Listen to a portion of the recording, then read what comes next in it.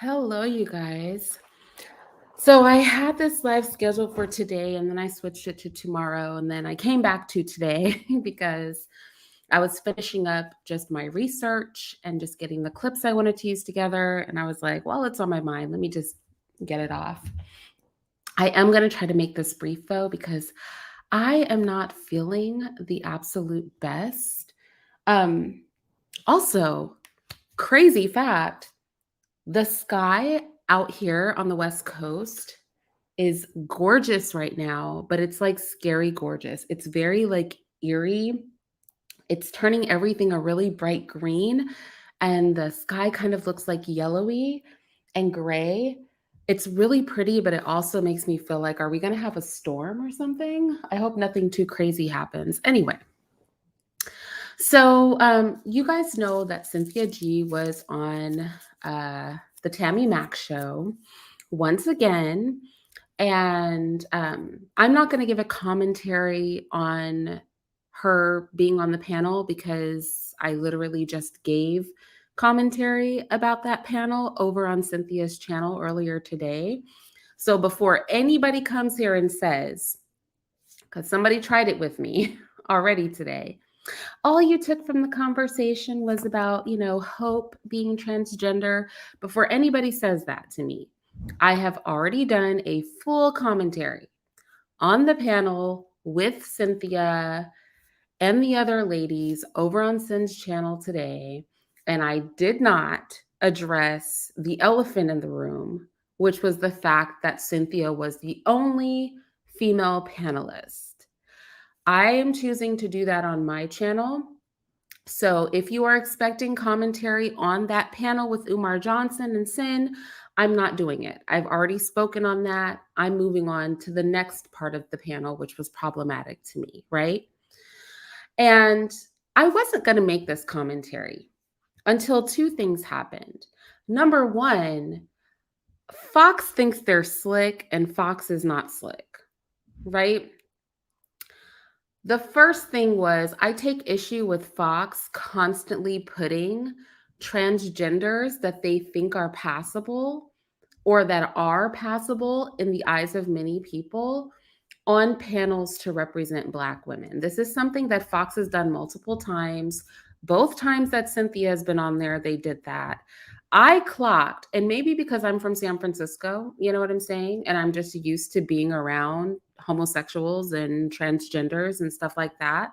And I grew up around them.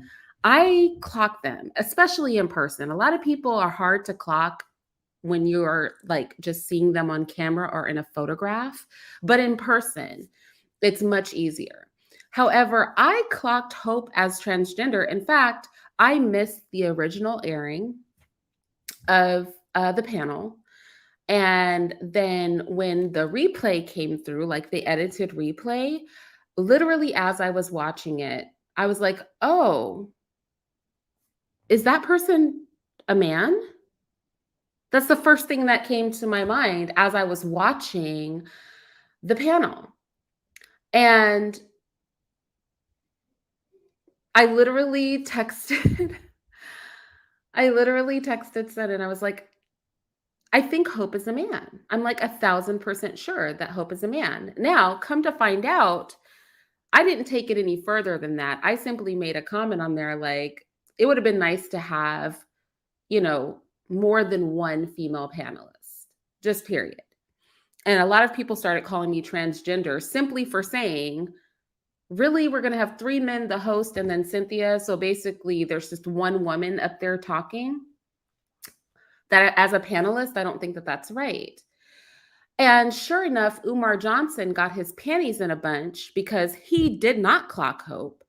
So Umar got his panties in a bunch and made a comment about it. And then I realized it was official. It wasn't just me clocking Hope. Apparently the world had clocked Hope, right?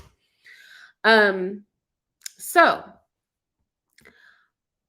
Hope, one of you came to my channel and was like, Hope has put out a response because Umar was pressed about the fact that he didn't know that Hope was trans. Are you going to do a commentary on this? And then referred me over to Hope's social media page, where Hope went into a 1-hour rant on why exposing that he was actually a man was not something that he felt was necessary on that panel. And at that point, I decided to do a commentary. So let's just get right into it. All right. Let's just get right into the commentary. I've gone ahead, I've put together a little PowerPoint. I have several clips, and I want to be clear about something. This is not about Hope. Hope happens to be the transgender person, that was there, but this is not about Hope. This is about when we have certain conversations, or in every case, because this is something Hope brought up. Y'all just want to know we're trans in every situation. And that's true. If you're like me, you do. I'll explain why later. But I want to explain why, in the context of the topic, the war on Black, is there a war on Black men, or as I'm flipping it, the war on Black manhood, right? That in that conversation, especially disclosure of a man choosing to not live his life as a Black man is extremely relevant. And that is not just something I'm pulling out because it's my opinion. And if people start hurling transphobic at me, y'all know I don't really care about being called transphobic or homophobic. That's not going to work with me. The shaming tactics aren't going to work with me. I can't be bullied into not speaking my mind. So I'm going to go ahead and I'm going to get into why it was relevant. And then at the very end of this conversation, I'm going to point out, I think, 6 or 7 things that Hope said that, in light of Hope's transgenderism, would have been problematic to most people listening had they known that Hope was trans. Okay? All right, so let's get into it. Yes, they do. Fox plays a lot of games. Not just Fox, but these Jewish-owned media stations, they have their own agenda. And a lot of Black trans people play right into it. So there's a quote from The Miseducation of the Negro. If you're not familiar with that, I think most of us are. It was written by Carter G. Woodson. And he said, when you control a man's thinking, you do not have to worry about his actions. You do not have to tell him to not stand here or go yonder. He will find his proper place and will stay in it. You do not need to send him to the back door. He will go without being told. If there's no back door, he will cut one for his special benefit. His education makes it necessary.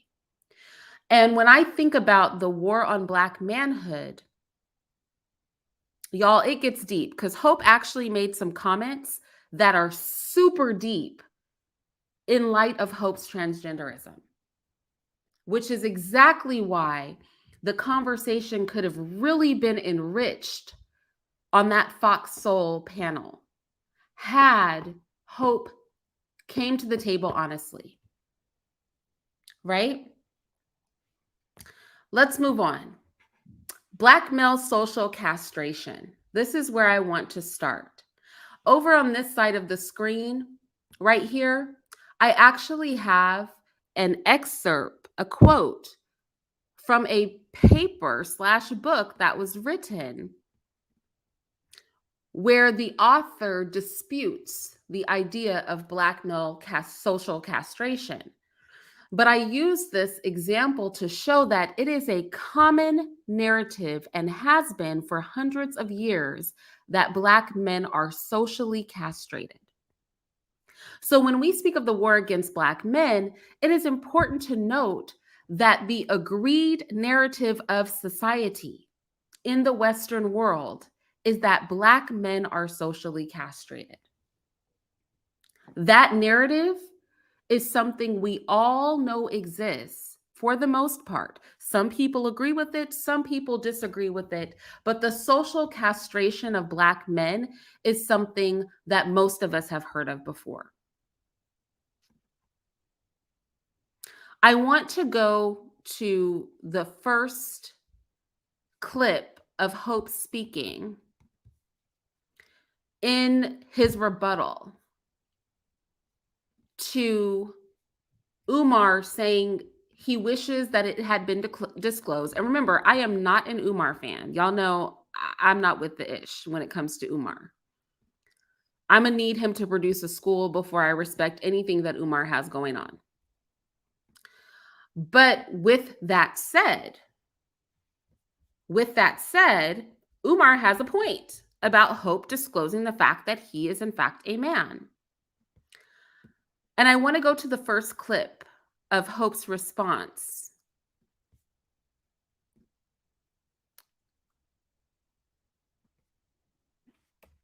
Let me make sure the volume's all the way up. I knew, however, that if my transness was made a huge part of this conversation, that it would derail the purpose of having it, which was to talk about whether or not there was an attack on Black men. And so Hope says that he knew, and this is why he kept it a secret. He said he intentionally kept his trans status a secret because he knew if he brought up the fact that he was transgender, it would derail, is the word that Hope chose to use, the conversation about if there was an attack on Black men.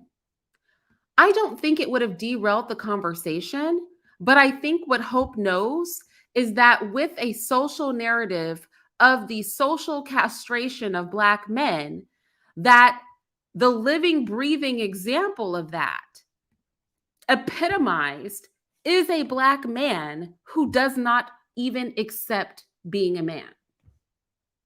And for sure, Hope is correct. Somebody was going to touch on it if there was a literal Black man there pretending to be a woman. Hope is actually correct in that, right?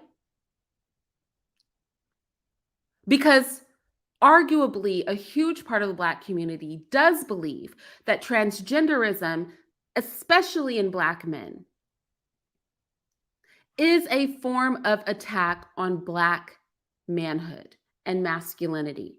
You guys know I did an entire video on this channel called Anti-Black Trans Misandry and Toxic Masculinity, going in on the trans agenda in the Black community, right?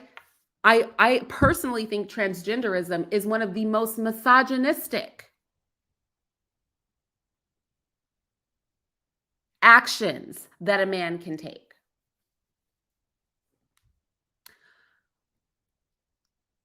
But I want to be clear that this idea of social castration of Black men is undisputable. It cannot be disputed. The cultural belief right here contains a duality of meaning, right? That Black men have been deprived of their masculinity and that Black women participated in the emasculation process. That is Black male social castration. That is the social narrative. I want to go to my next clip from Hope. And y'all just bear with me here because I'm getting somewhere. I'm getting somewhere with this. So you guys just bear with me as I get there. I'm going to rev it up, but I want to go piece by piece.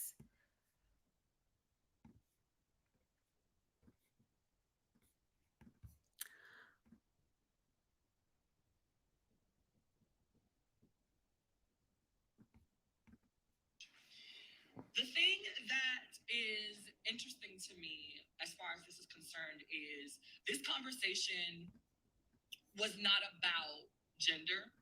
This conversation was not about sexuality. The conversation was literally about gender and sexuality, though. Male is a gender. And the conversation literally became about Black men and Black women.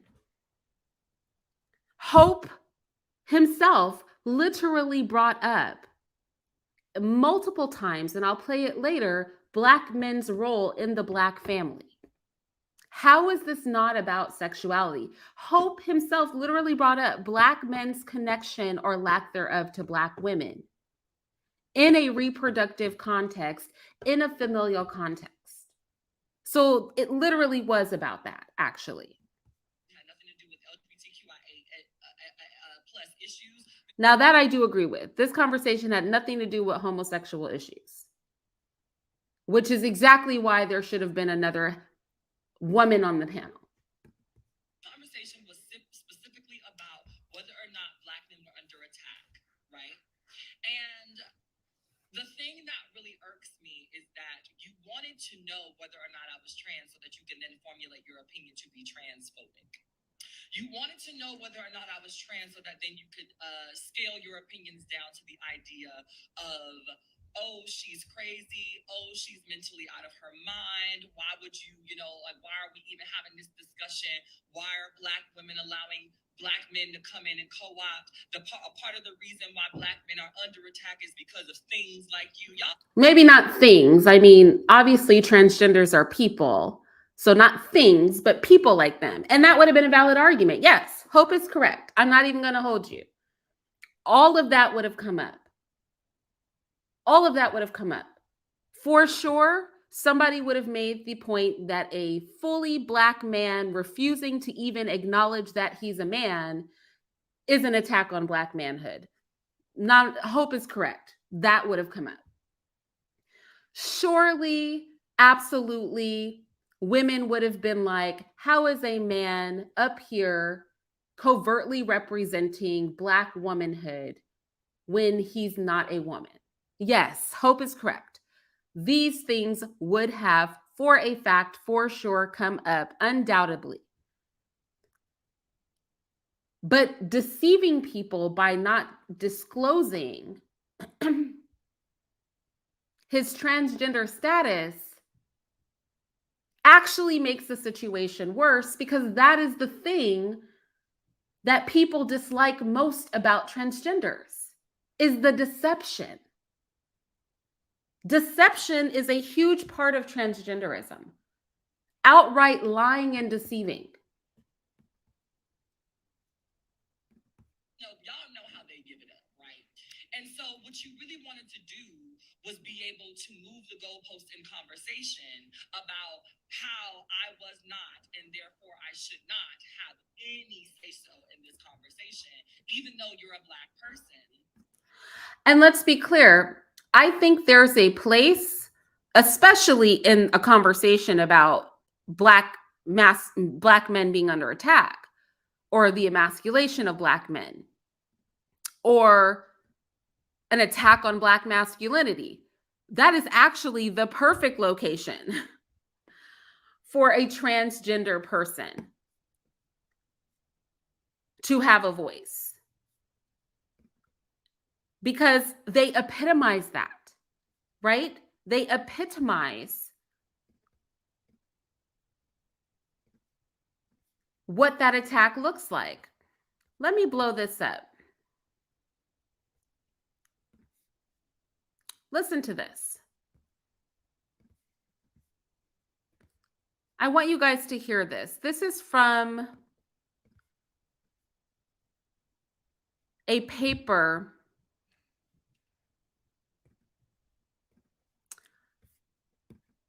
that was published by the International Journal of Applied Linguistics and English Literature. And I want to draw your attention to this quote right here. It is speaking of castration. To emasculate an individual means to make a man feel less masculine, to deprive a man of his strength, to make something weaker or less effective, to castrate. According to Henry Epps, to emasculate means to castrate, to deprive strength or vigor, to weaken, to debilitate, to undermine, to devitalize, to soften, to become effeminate. The Black man's emasculation dates back to the African American slavery roots. During slavery, the white slave owner would castrate the Black man's testicles. Listen, I'm going to have something playing in the background.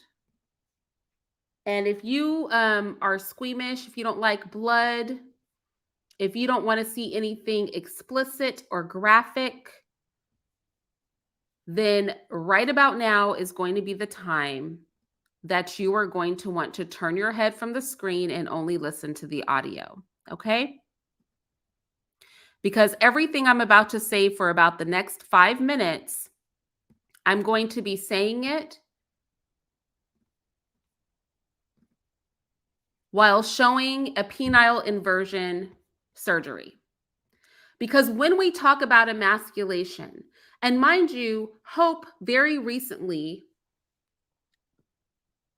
has had his testicles removed and has had the very surgery that you're seeing on your screen, where his penis was taken and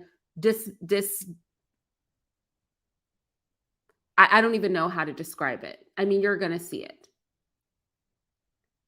Sliced and diced and shoved inside of his body to make a faux vagina. So when we talk about, is it necessary to disclose a man who literally chose to self-castrate when discussing if there is a war on manhood, Black manhood and Black masculinity, I would say it becomes extremely relevant. Because to castrate, to deprive of strength or vigor, to weaken, to debilitate and undermine, to devitalize, to soften a man, to make a man effeminate, right? To literally castrate and take off a man's testicles is emasculation, and emasculation is a war on Black manhood.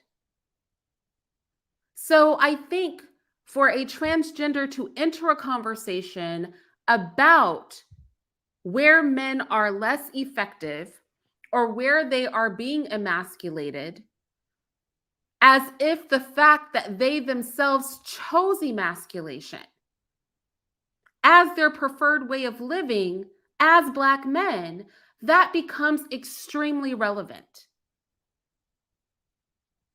That becomes extremely relevant, and nobody can tell me different.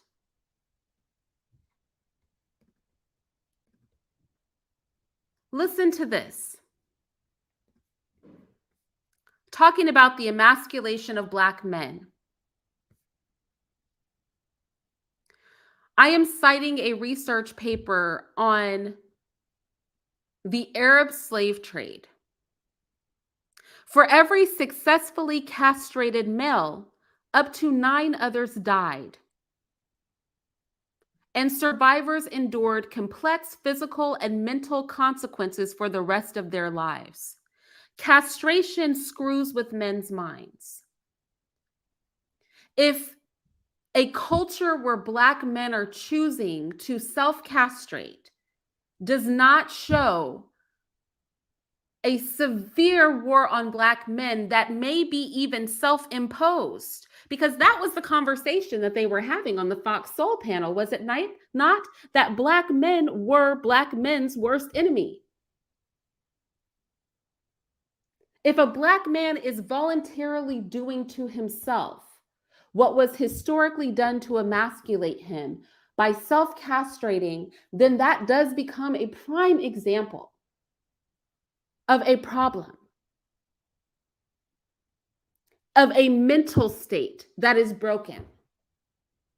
So I understand a transgender person not wanting to disclose that they are transgender in a conversation about a war on manhood, in a conversation about a war on Black men. Because then you become, especially if you've gone through this surgery, which Hope has, literally the epitome of the argument.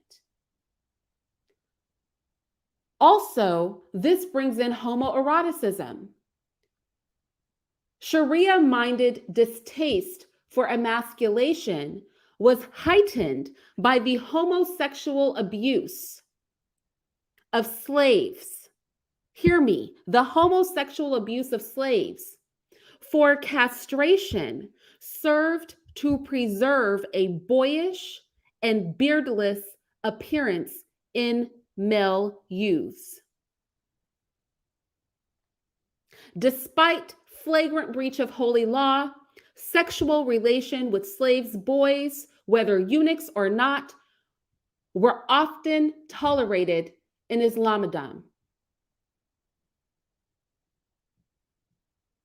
Hear what I am saying.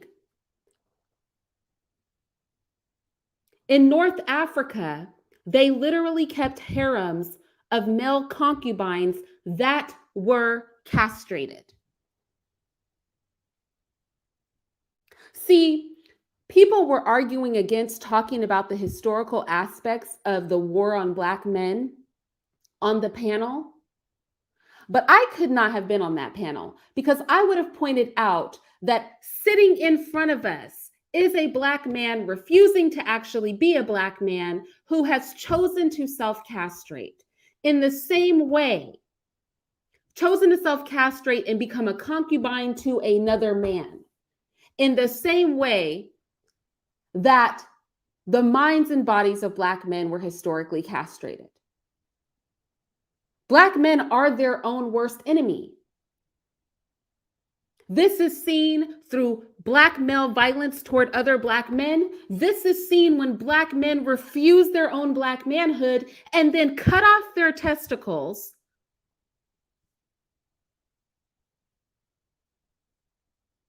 and do what you see on your screen to their bodies.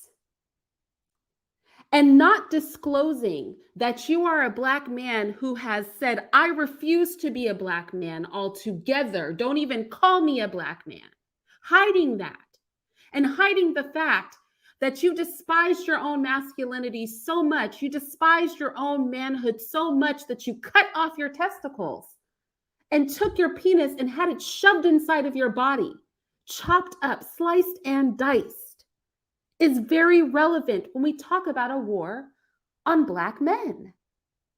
When we talk about war on Black manhood, when we talk about how Black men self-abuse and how the self-abuse of Black men causes terrorism in the Black community.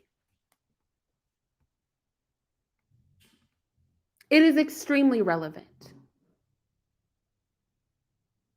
It is extremely relevant.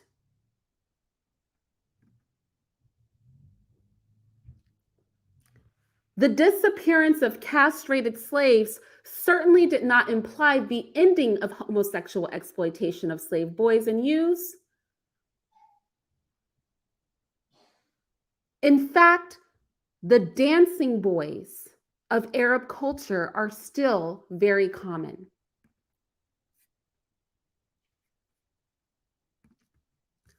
I am reading to you from a paper that is titled Eunuchs and Concubines in the History of Islamic Southeast Asia. I'm reading to you from a scholarly paper as I am showing you a medical procedure to reinforce my point that it is very relevant when you have a man present who no longer wants to be a man and who has mutilated his body, and you are talking about a war on Black men. You are in the midst of a conversation about how Black men are their own worst enemy.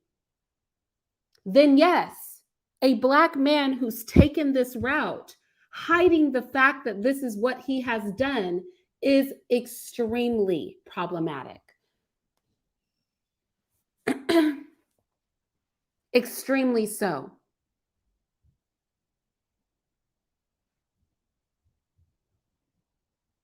No, Ayana, I don't remember that.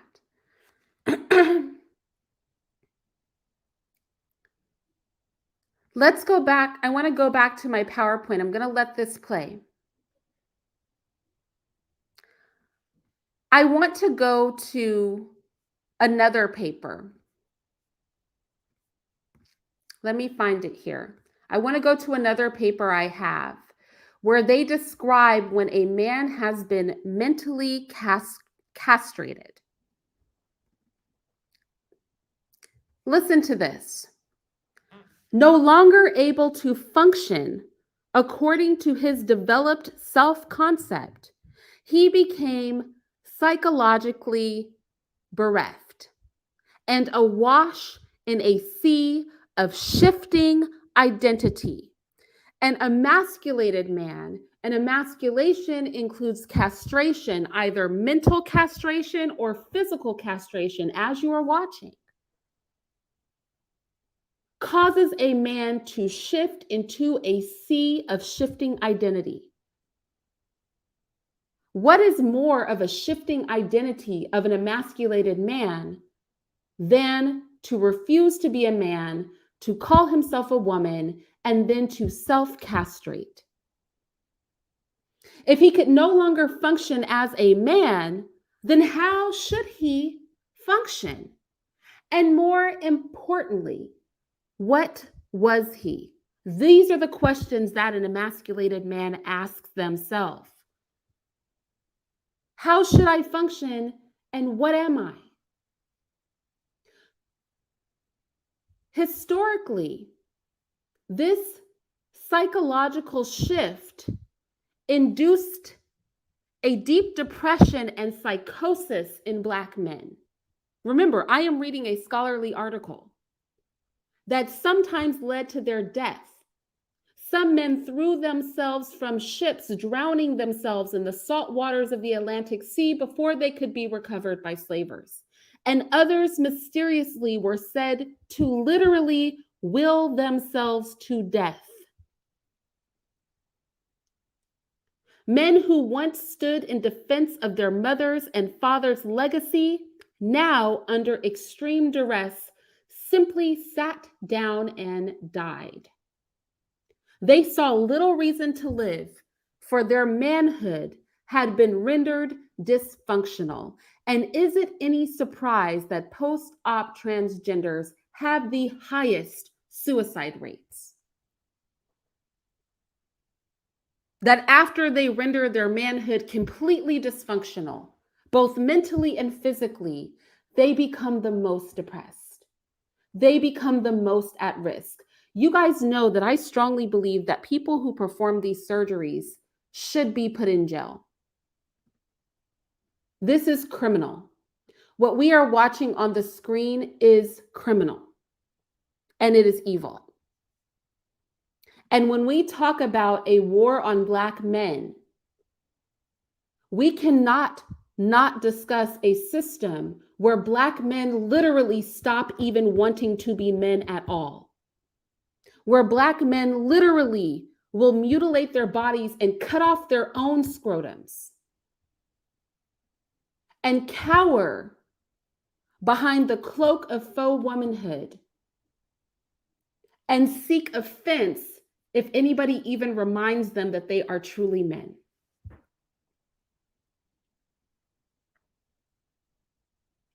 In this modern day, we can see the shifting of identity and confusion about how men should function in many ways. And arguably, as I have stated, one of those ways is via the move toward Black male transgender ideology and self-castration, both mental and physically. I think that is not debatable. I want to talk about physical castration and homoeroticism. physical castration, and homoeroticism.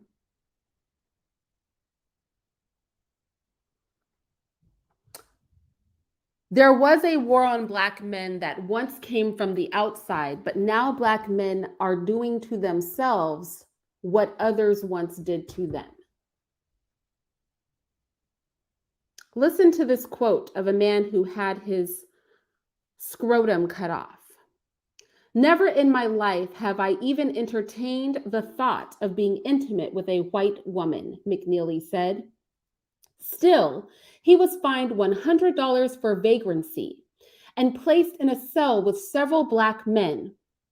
That night, one of McNeely's cellmates looked out the window and saw a group of white men approaching.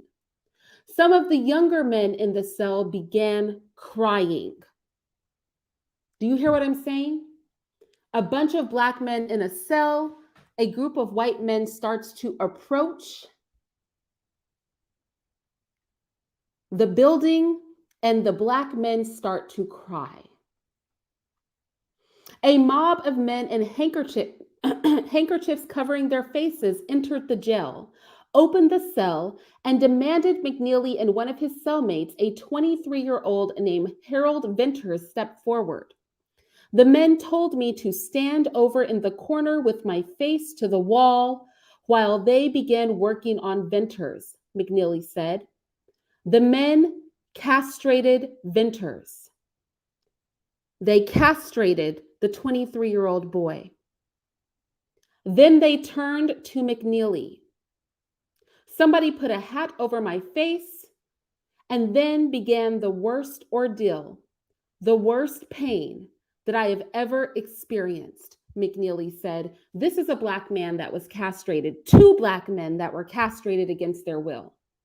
But in 2022, we have Black men choosing to self-castrate, perpetuating themselves to be women, hiding the fact that they have done this, and then telling all of us in the Black community that we have no right to know as they discuss a conversation about a war on Black men, a war on Black manhood, that none of that is relevant.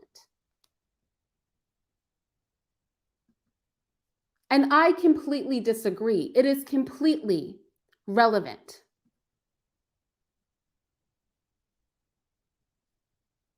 I agree. I believe that circumcision, you guys know I have a video on this channel about circumcision being a form of male mutilation.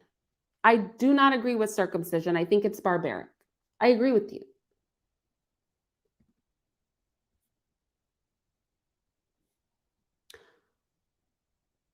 I want to move on to my next topic.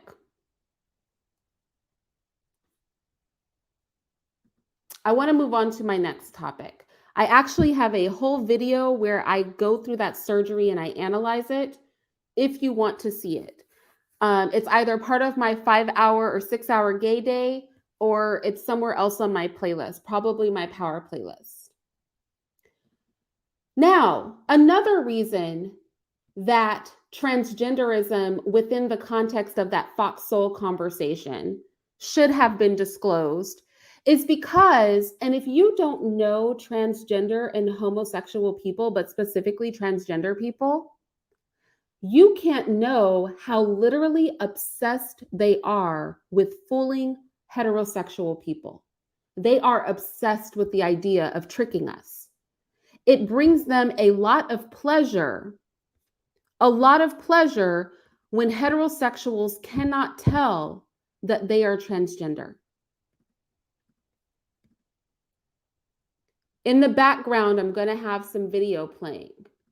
This is an event that goes on all over the country several times a year, and the name of the event is Fuck Realness.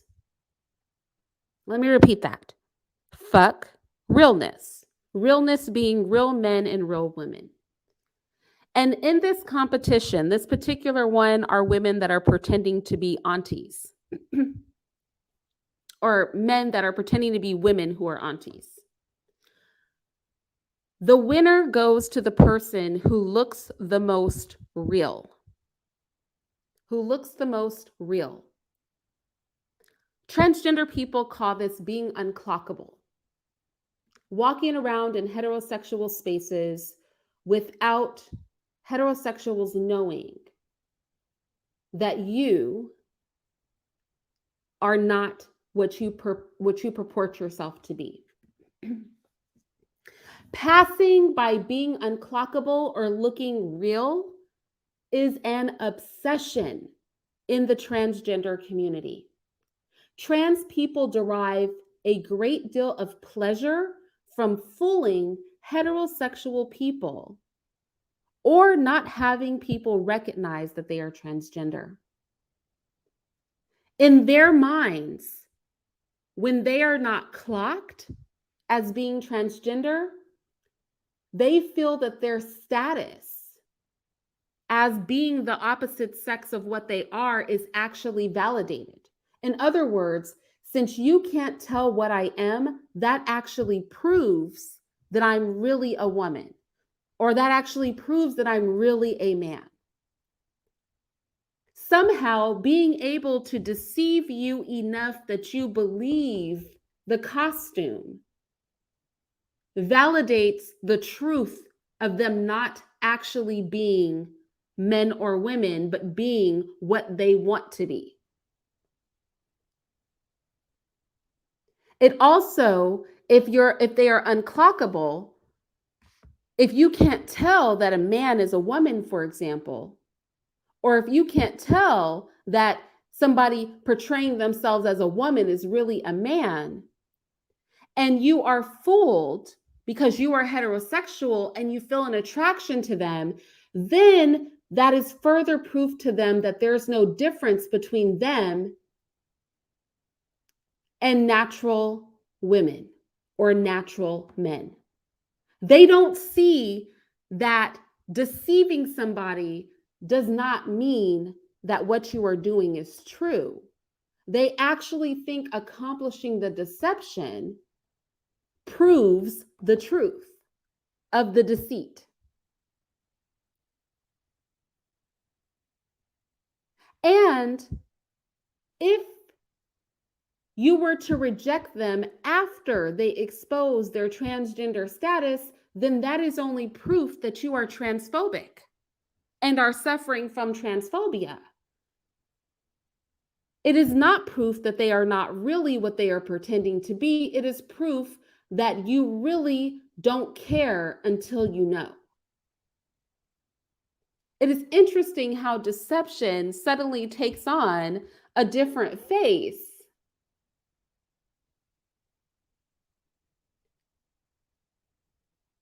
Right? Now, again, everybody you see here is a man. These are men attempting to pass as women. This is a competition called Fuck Real, where transgender and homosexual people get together and give awards for the most convincing deception.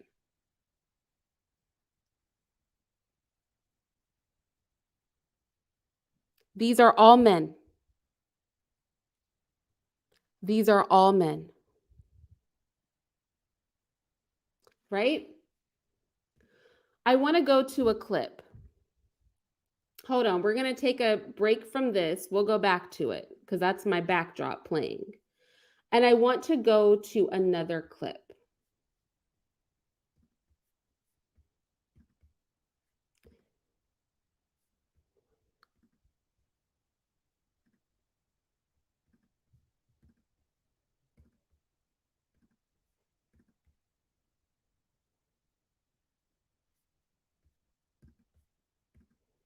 Here we go.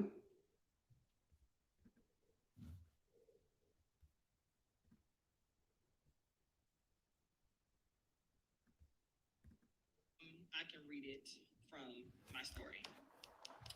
So Dr. Umar posted this in response to our interview.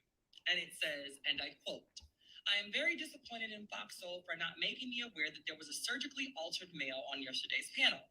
This would not have led to a rejection of the invitation to participate in the discussion, but it would have definitely altered my commentary on the subject of Black male oppression and male/female relationships. This behavior by Box Soul is disingenuous, unprofessional, deceitful, and duplicitous. I now have to question whether or not I ever want to return to your platform again, and I am owed an apology. There's one more part that she said on this tip that, hold on. One more part that he said on this tip that I want to go over. Can't say. I'm not wearing wigs. I don't have on a face full of makeup. I'm not distracting you with my titties. I'm not distracting you with my cleavage. All that was on that screen was my big ass shoulders, my big ass head, and my big ass face. That was all that was on the screen, and you still missed it. And you had conversation, and you engaged. Do you see what Hope said? And you still missed it. Because remember, transgenders have an obsession, and this is why I think they should disclose. Because it's like, imagine if somebody had like a foot fetish, right? A foot fetish, and you pretend to hurt your toe. Let's say I have a foot fetish, and I pretend to stub my toe. And you come over and you start rubbing my feet and you start, you know what I'm saying? And I get off on people touching my feet. If I don't disclose to you that I'm about to have an orgasm because you're fondling my toes, is that not a problem? And that's the same thing with transgenders. See, they get off on deception. That's why Hope is saying, I made sure that I wore a kente cloth. I made sure that I wore little makeup. I made sure that I didn't show. And Hope does not have breasts in the sense that women have breasts. Hope has some interestingly large implants. I'm not even sure how long it took a man to stretch his chest out large enough to get implants that big, but Hope does have some interestingly large implants. And Hope said, and you still couldn't tell. And there's a pleasure in having fooled heterosexual men and women into not knowing. I don't change my voice. The voice is the voice. And so you're sitting there and you're trying to figure out, how did this person deceive me? I didn't deceive you. I came and showed up as myself and you received it. And I take issue with that. Hope did not show up as himself. Hope is a man. Hope showed up attempting to look like a woman. Had Hope showed up as himself, first of all, we wouldn't be calling him Hope. We'd be calling him by his name that he got when he was born as a little boy. Had Hope shown up as himself, he wouldn't have literal implants in his chest. He wouldn't have a BBL. Had Hope shown up as himself, he would not have been calling himself a woman. Hope didn't show up as himself. It is deception. And that is the problem that people have with transgenders. It is the deception. It is to sit on a panel pretending to be a woman, knowing people think that you are, because many people thought this. Dr. Umar Johnson thought it. Cynthia thought it. The other guy on the panel thought it. Tammy Mack was getting a little chuckle because she knew that Hope was a man. Many people in the comment section didn't know. And Hope knew that he was deceiving everybody and took pleasure in it. Because it is a fetish, as I was just showing you those clips. It is something that is coveted in the trans community to be able to fool natural men and women.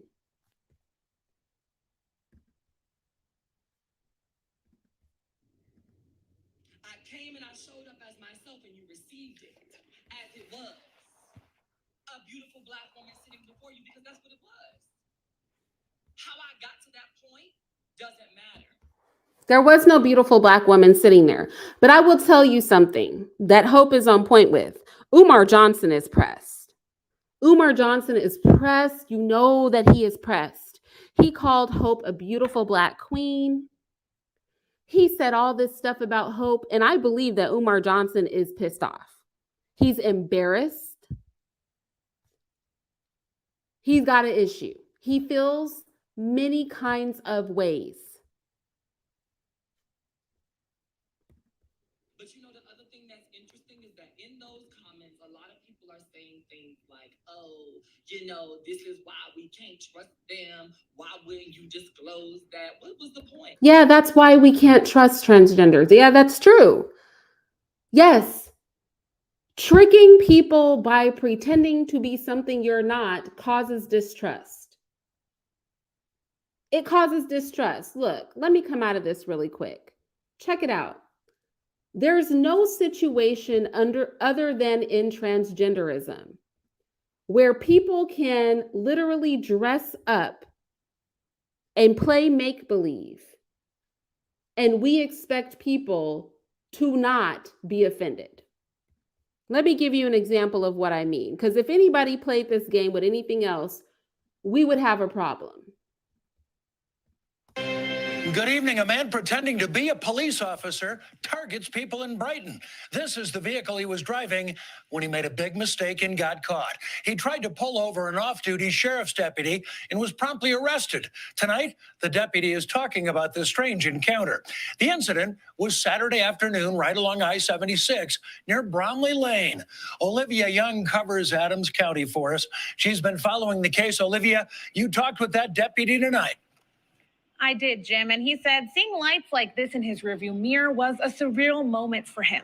He's responded to a number of police impersonator incidents in his career and always wondered what he would do in that situation.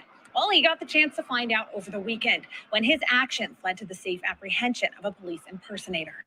Not a police impersonator, but if I call men dressing as women female impersonators, y'all will say that I'm wrong, right? I'll be transphobic.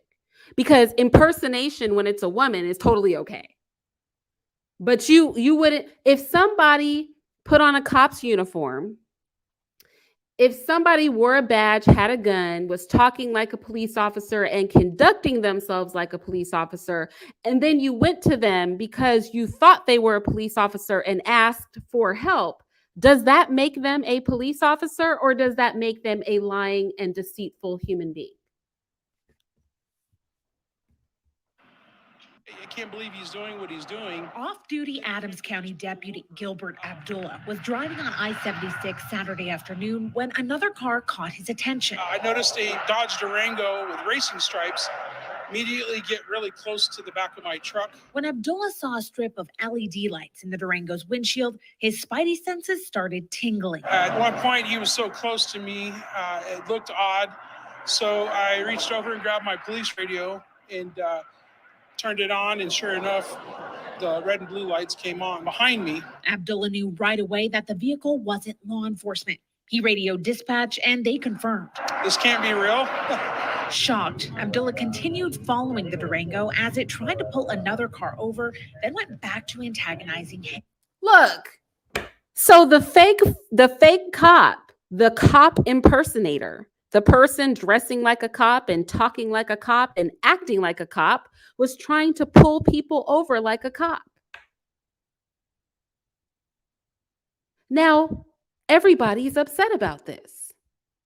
However, dressing like a woman and trying to talk like a woman and trying to act like a woman and telling people that you're a woman, that is an impersonation that nobody is supposed to not be okay with.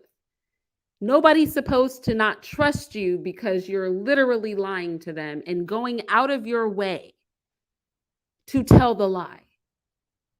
You've got a whole hair, makeup, clothing, surgery, the whole thing to perpetrate this lie, to perpetrate this deception, and then wonder why people don't trust you. I mean, come on now. We wouldn't allow this with anything else. Let's go back to the police officer impersonator, because we wouldn't allow this with anybody else and anything else. There's no other place that somebody could completely impersonate for the purpose of deception, and we would all be sitting here talking about how it's not relevant. He started slamming on his brakes and brake checking me. The car pulled over and Abdullah followed suit. He got out and came back towards my car. The man was wearing a security shirt and carrying a silver badge. Abdullah got out of his car and identified himself. That's when the man realized his mistake. At first, I was an oh shoot moment, and then it was almost like wanting to smooth it over, like, I'm just like you. But it was too late. Abdullah detained. Did you hear what he said? Did you hear what he said?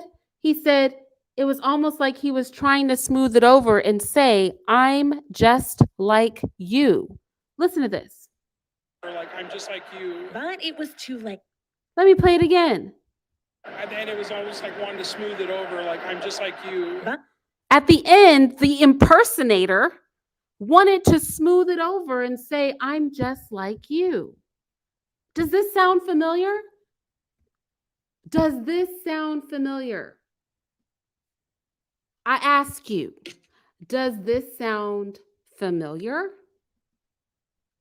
Does this sound familiar? Have you ever met an impersonator that when you called them out on impersonation, their response was, I'm just like you? I'm just like you? You caught me, but I'm just like you. I want to go to another impersonator, because when people are impersonating and lying and deceiving, they have a pattern of behavior. It's not just people who impersonate the opposite sex. It's liars and deceivers in general. I can't get a hold of the chief from Richland Township, which is Glenmont.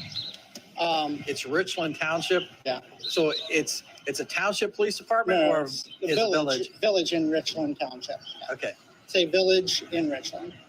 But you have no ID from them. No, All right. no. And have you ever been sworn in by them? I've talked to the chief. No. So I'm that's asking all you a yes. direct question. Have you been sworn in No, by that's very them? important. Look at, are you a woman? Well, I have the essence of a woman. No, are you a woman?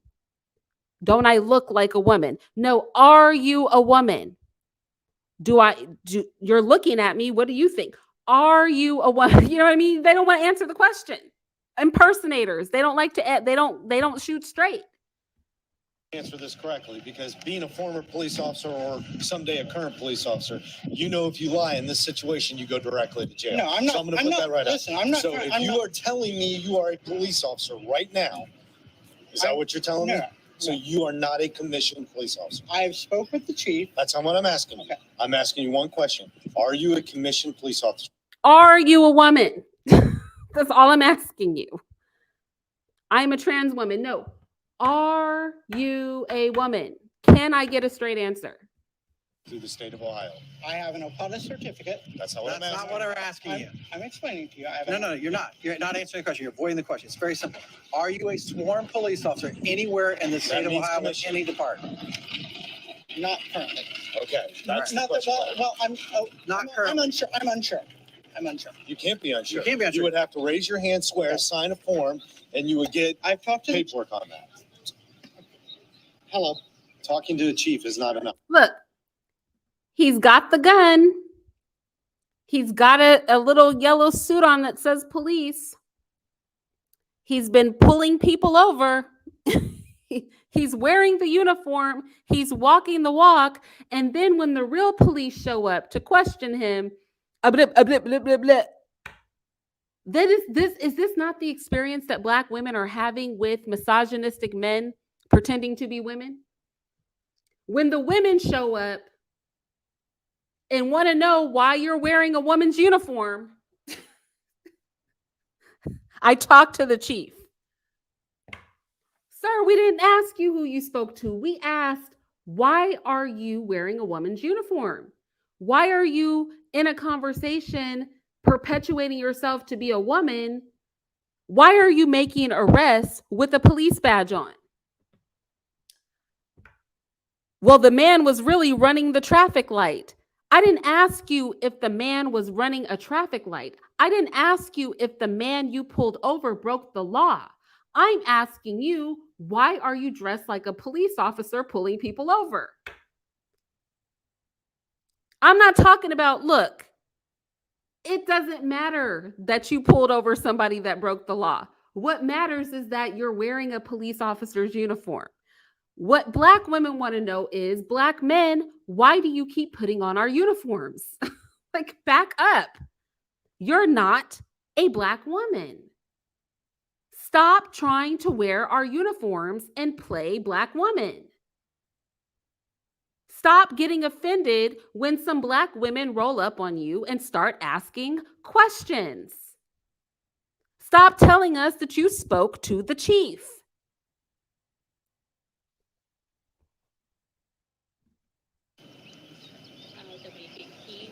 Yeah, the chief of police is here, so.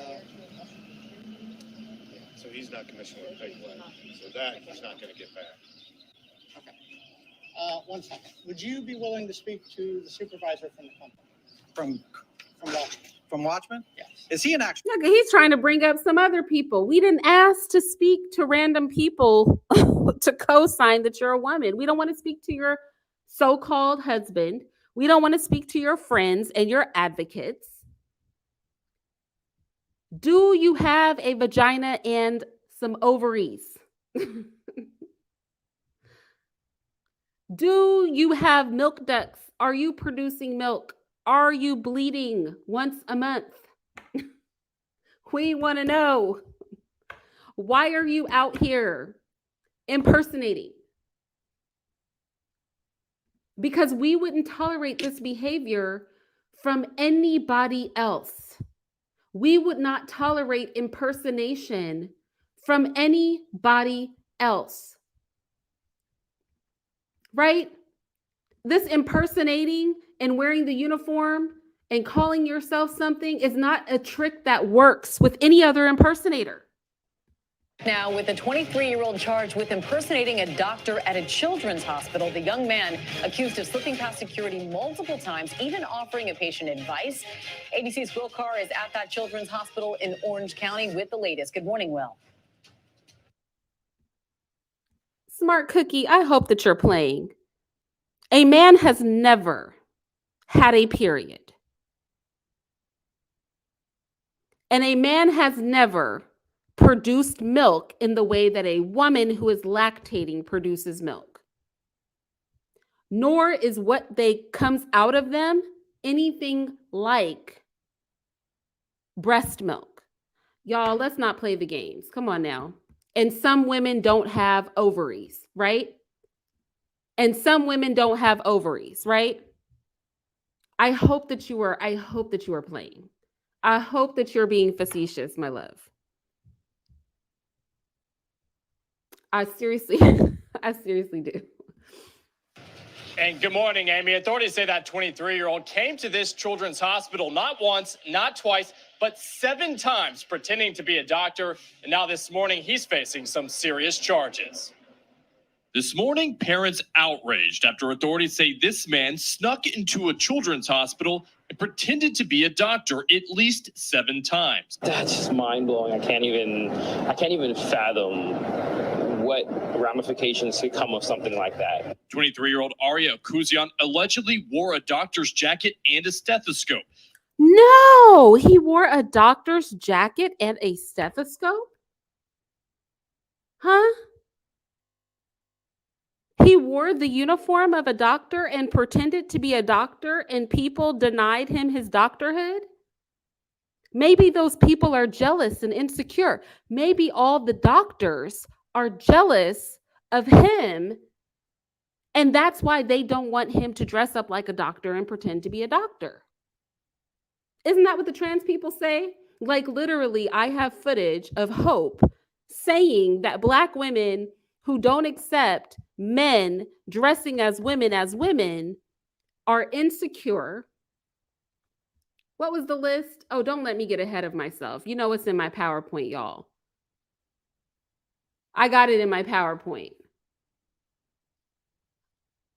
Hope said, we're insecure, we lack understanding, and we refuse to accept that we are in this together. How come the other doctors didn't accept that them and this kid impersonating a doctor wearing a stethoscope and a lab coat were in it together?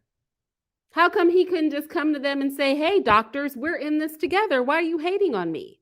Don't you see me in the uniform? Prosecutor, he fooled security at the Children's Hospital of Orange County by telling them he lost his medical ID. He then proceeded to walk the halls impersonating a physician, even gaining access to restricted floors. He was trying to get into the mental health unit. Any idea why he was doing that? We are all at a guess as to why he was doing that, to the extent that we're still investigating. Authorities say Akuzian also allegedly diagnosed a patient with a growth on his neck at UC Irvine Medical Center. The school tells ABC News Akuzian, a former undergrad student who told people on campus he was a doctor, was never part of the medical school. Why Akuzian impersonated a doctor remains a mystery, but if it sounds familiar, that's because it's not the first time something like this has happened. No, it's not the first time something like this has happened. You know what I'm saying? You guys get my point with the impersonators? Like, nobody tolerates this in any other situation. This is just a mess we're doing for a particular community. But as a rule, impersonating people is problematic. You don't pretend to be something that you're not. It does make people not trust you. Yeah, it does. Imagine that. Imagine dressing and acting and talking and claiming to be something you're not, making people not trust you. And then it's called transphobia. Then all of a sudden you're transphobic. It's not that the person has completely lied and deceived you. It's that you are transphobic.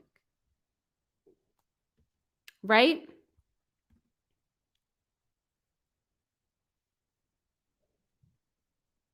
Right? I want to go to another clip.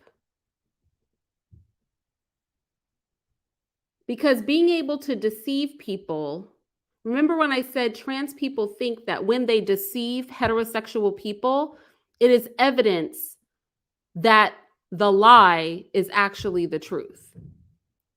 And Hope literally says this out of her own mouth. You can see it from a mile away. Women have a certain energy. Welcome to the energy. I'm Hope. Nice to meet you. We have cookies in the bag. Because women have a certain energy. And you can feel it. As a Black man, there's something that connects you to that energy. And you were connected, plugged in, bitch. Charged, fully, 100%. The new iPhone, 24 hours. All battery life.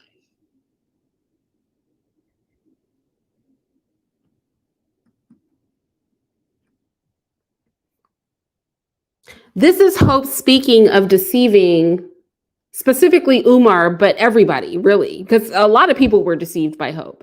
Now, again, Umar's tight because he hotepped his way into looking stupid. That's why Umar's tight. You guys know, shout out to the Zayix Institute. I don't flex with Umar. Umar needs to cough up some educated babies for me to even care. But yes, Hope literally thinks that because he was able to deceive heterosexuals.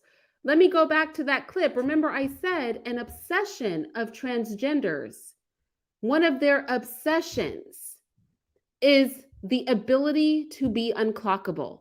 Hope actually thinks that because Umar didn't clock him, that is evidence that he has female energy.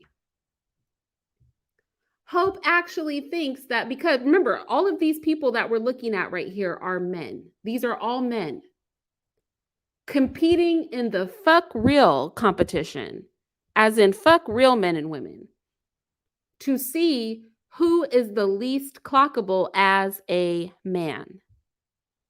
So Hope conflates a really good deception with having female energy. Now, when did a woman ever have to be unclockable?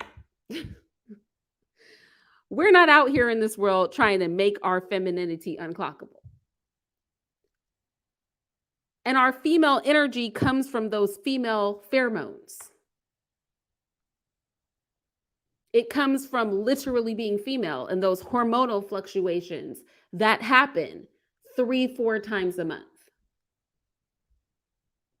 But a man not being clocked as a man is not the equivalent of proof that he has female energy.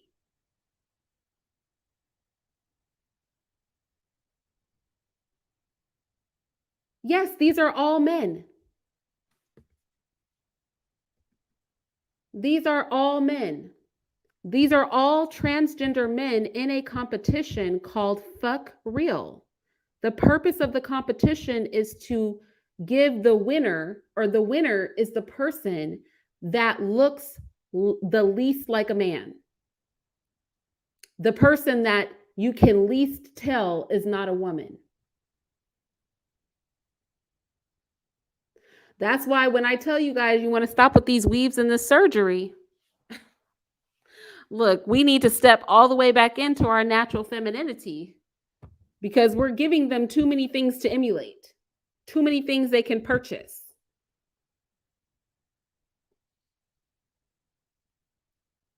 But yeah, these are all men.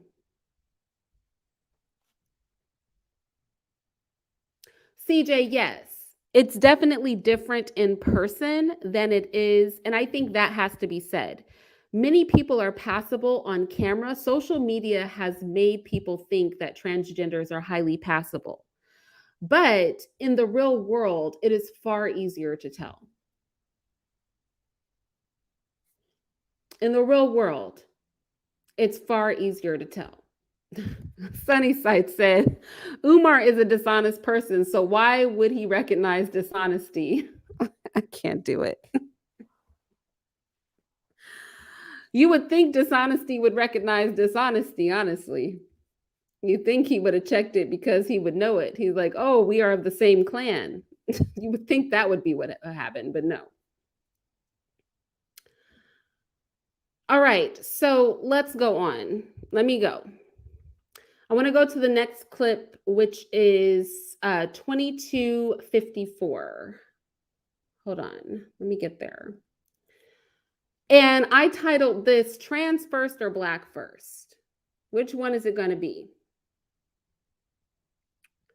Now, don't get mad at me when I tell you what I think. Okay, so I'm going to keep it 1,000.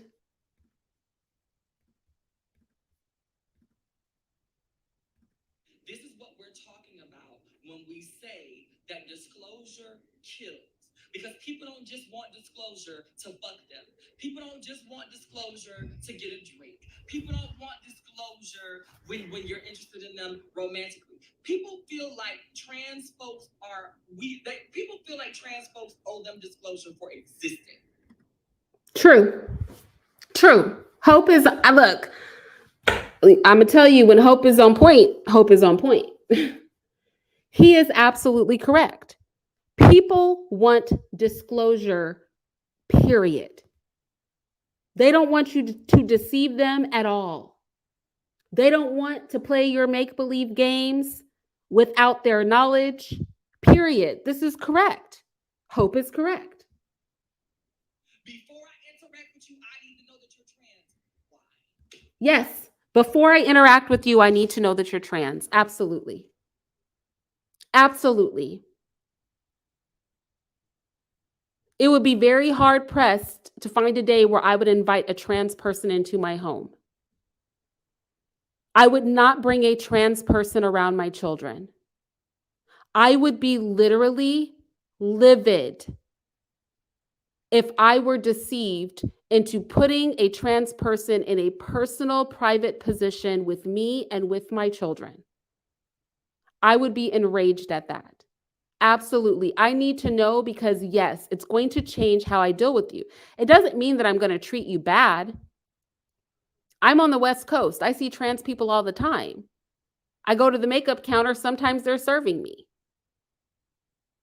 We went out to our favorite Indian restaurant the other day. They had hired a transgender host.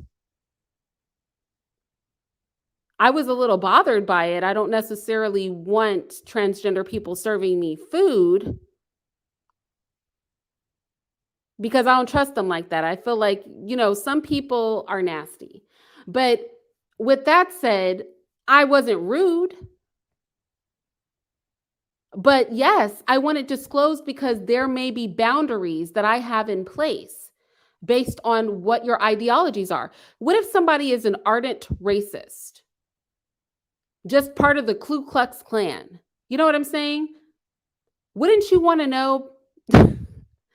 They were just out here pretending that they weren't racist at all, but like deep down, they're like a grand wizard in the Ku Klux Klan. Do you follow what I'm saying? Like, yes, some things need to be disclosed. Sometimes when you hide things, it is because you know that people don't accept it. So when you are hiding something because you know that the people that you're engaging will not accept it, that means that you are choosing to deceive them to engage in something that they would never engage in if they knew the truth. And that's why people don't trust y'all. Before we become friends, I need to know that you're trans. Why? Before I say thank you for you buying me that meal, I need to know if you're trans. Why? No, we'll thank a trans person who does something nice despite knowing that they're trans. But yeah, people want to know the truth.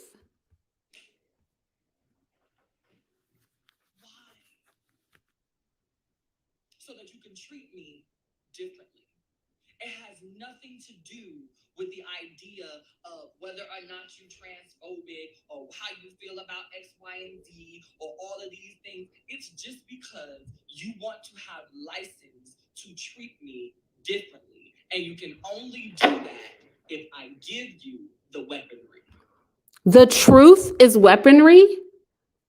The truth is weaponry. If I don't tell you the truth, you can't treat me different. If I don't tell you the truth, you can't treat me different. What?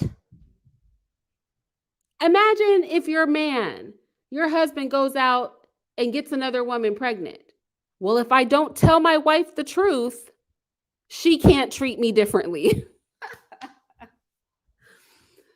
Imagine if somebody steals some stuff from your house. Well, if I don't tell them the truth, they can't treat me differently. Yeah, when you do, or when you're engaging in a deception, telling the truth will make people treat you differently, which is why deception is just not the move. Just don't be deceitful. This is from a trans forum. Pet peeve, passing and unclockable are not the same. I'm too tall, 6'3", too broad in the chest, a 42 band, etc. to ever be unclockable. But by my math, of the 5,000-ish people I interact with in a month, I've been misgendered once. People will accept someone outside of the average in general with barely a passing glance. That is all. He's talking about deceiving the world. And that even though it's deceptive, people typically can't tell the difference, even when the difference is in their face. This is a little something I took from Hope's page, right? What I find interesting is that men who choose to live their lives as if they are women often tie in the idea that they are sexually desired by men as equating themselves to women. Right? They actually think that if a man can be tricked into being attracted to them, this is evidence of their womanhood. I want to go to 10 minutes and 25 seconds.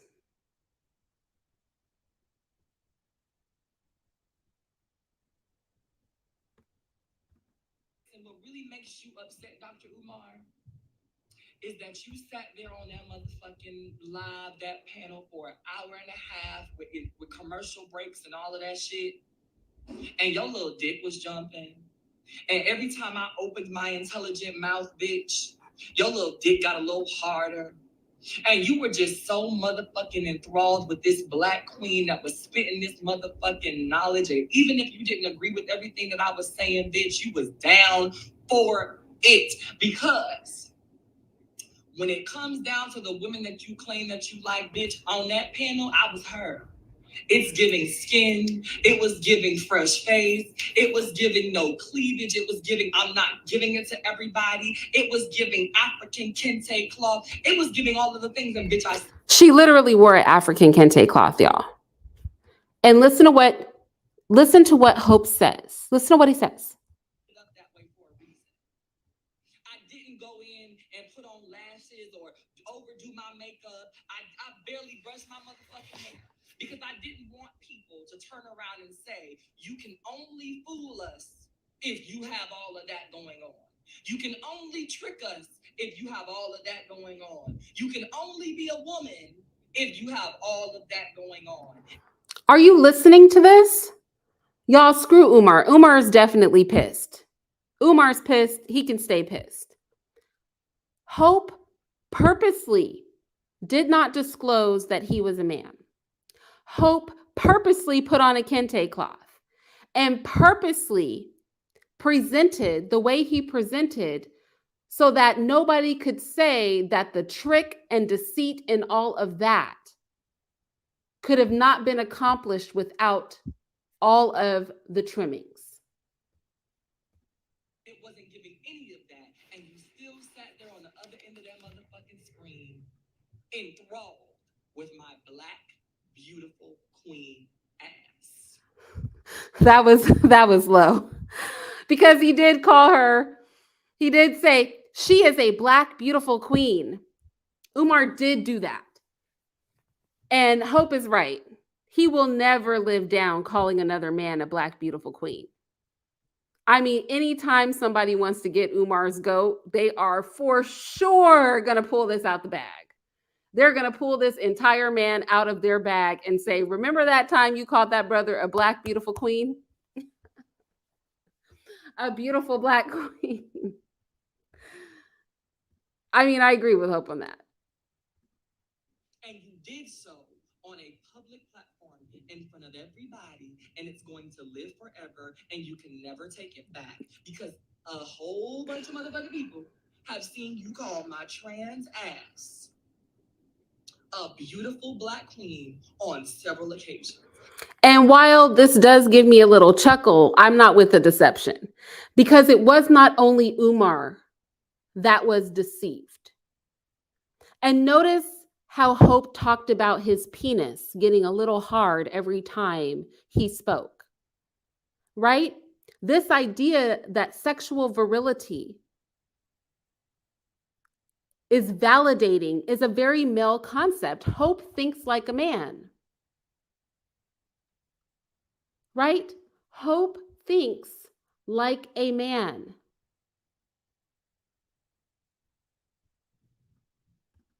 It bothers him that he was probably sitting on his side of the camera like, damn, this bitch is beautiful. It bothers him because now him, like all these weak other feeble-minded ass niggas that follow him, are sitting there twiddling their thumbs going, what does that make me? Nigga, a man that likes women. What do you mean? What does it make you? It doesn't change anything about what you like in the world. Nothing. Because finding me attractive doesn't mean you're going to fuck me tomorrow. And it doesn't mean that I'm interested because I'm not. So Hope admits to purposely being deceptive, to being calculated in his presentation for the purposes of deceiving. Because Hope knew that eventually somebody would call him out for being a man, and he wanted to be able to throw it in people's faces that he was able to make everybody think he was a woman without a bunch of makeup, without showing his fake silicone breasts, without any of that. And although Hope is poking fun at Umar, and many of us don't flex with Umar, myself included, let us not forget that Umar is not the only person that Hope was deceiving. Umar might be the subject of this conversation, but Hope said that the way he presented himself was intentional. Hope said he intentionally did not disclose that he was trans. Hope knew that these conversations were going to be happening and wanted this.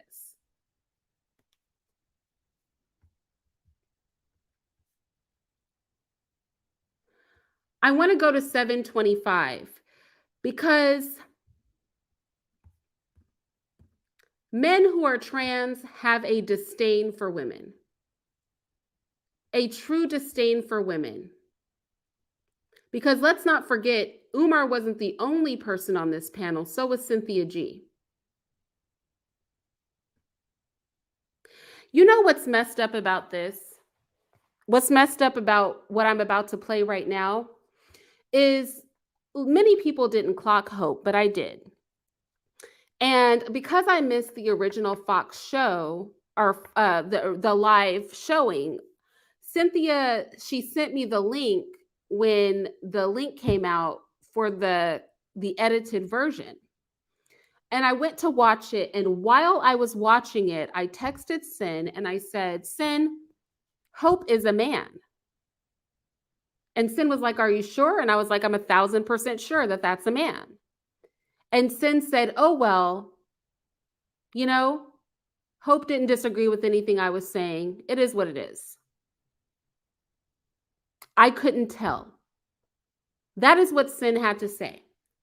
When I was on Cyn's panel today, and y'all know I don't flex with the Rainbow Committee, and I don't play that transgender-ish. Cynthia was gracious and never spoke a word against Hope. But I want you to peep this, because the disdain for women, see, so many of y'all in Cyn's comment section and under that Fox Soul video, when I asked why they put Cyn on a panel with 3 men and made her stand alone as a woman, many Black women were coming for me. Y'all were coming for me, talking about how Hope was in agreement with Cyn. So what's the problem? Because apparently a Black man perpetuating as a woman and deceiving everybody while doing it on purpose by his own words is not a problem as long as he agrees with Cynthia. So I want to know what you guys think now. What he did know and what he said that he knew prior to going into this conversation was that the other young woman who is a cisgender Black woman, or shit, I don't know, because this ain't my business and I don't care. So maybe Cyn is trans. I don't fucking know. But for all intents and purposes, let's stop there. Maybe Cyn is trans. You know darn well Cyn G is a whole woman. That was dig number 1. Now, what Hope is doing right now, what he is doing is saying, Umar is so pressed about me being a man. Why wasn't he trying to drag Cynthia? Why am I his focus? Why is Cynthia not his focus? Yes, those of you, because like I said, a transgender, a man who is transgender is the most misogynistic of all men. So y'all could have been fooled because Hope was trying to pass. And so Hope rode the line of agreement with Cyn to pass as a woman, to deceive all of you. But see, I clock these people across the board. They don't get anything by me. So I was not moved by Hope agreeing with Cyn because I knew Hope only agreed with Cyn to be self-serving. Hope agreed with Cyn to fly under the radar to get the rocks off. Hope was getting his rocks off on deceiving people into thinking that he was a woman, into hiding it. Hope said he did it on purpose. But he really has a disdain for women because transgenders, men who are transgenderism is the height of misogyny, the co-opting of womankind, of womanness. The demand to be viewed as a woman is the height of misogyny. Y'all are worried about heterosexual men with bad attitudes. You need to be worried about these men who want to literally be women and drag women for not wanting to allow it. You can't get more misogynistic than that. So am I surprised that after Cyn was so gracious about Hope, that Hope is like, I don't know if Cyn is trans. Oh, but it goes deeper than that. Cyn is a cisgender woman, okay? And what Dr. Umar says that had he known that he were going to be in proximity to a trans woman, it would have altered his arguments around Black women and Black men. But here's the kicker. What he did know, and what he said that he knew prior to going into this conversation, was that the other young woman who is a cisgender Black woman, or shit, I don't know, because this ain't my business and I don't care. So maybe Cyn is trans. I don't fucking know. But for all intents and purposes, Cyn is a cisgender woman, okay? And what Dr. Umar knew before getting on the panel with me was that Cyn is a Black woman that supports divestment from Black men, divestment from the Black love system, and also that she has a theory about what it means to tell Black women to abort Black male babies. That shook me to my core because, bitch, what? No, ma'am. Are you following me? Now, you guys know Cyn and I disagree on aborting anybody, male or female. You guys know I'm pro-life. But isn't it interesting that what Hope is saying is Dr. Umar Johnson is worried about me being a whole man, but what he knew is that Cynthia is promoting divestment, which she does not. You know, Cynthia is not for divestment. Cynthia is not even divested. He knew that Cynthia had this aborting Black boys comment. Bitch, no. Right? So why is Umar focused on me? Why doesn't Umar focus on Cynthia? Oh, but the disdain for Black women and womankind in general comes out even further if you can imagine it. Right? Like, I'm about a lot of motherfucking things, and I'm about doing whatever feels good to you, but telling an entire group of Black women to divest from Black men where we as a Black culture have yet to sustain.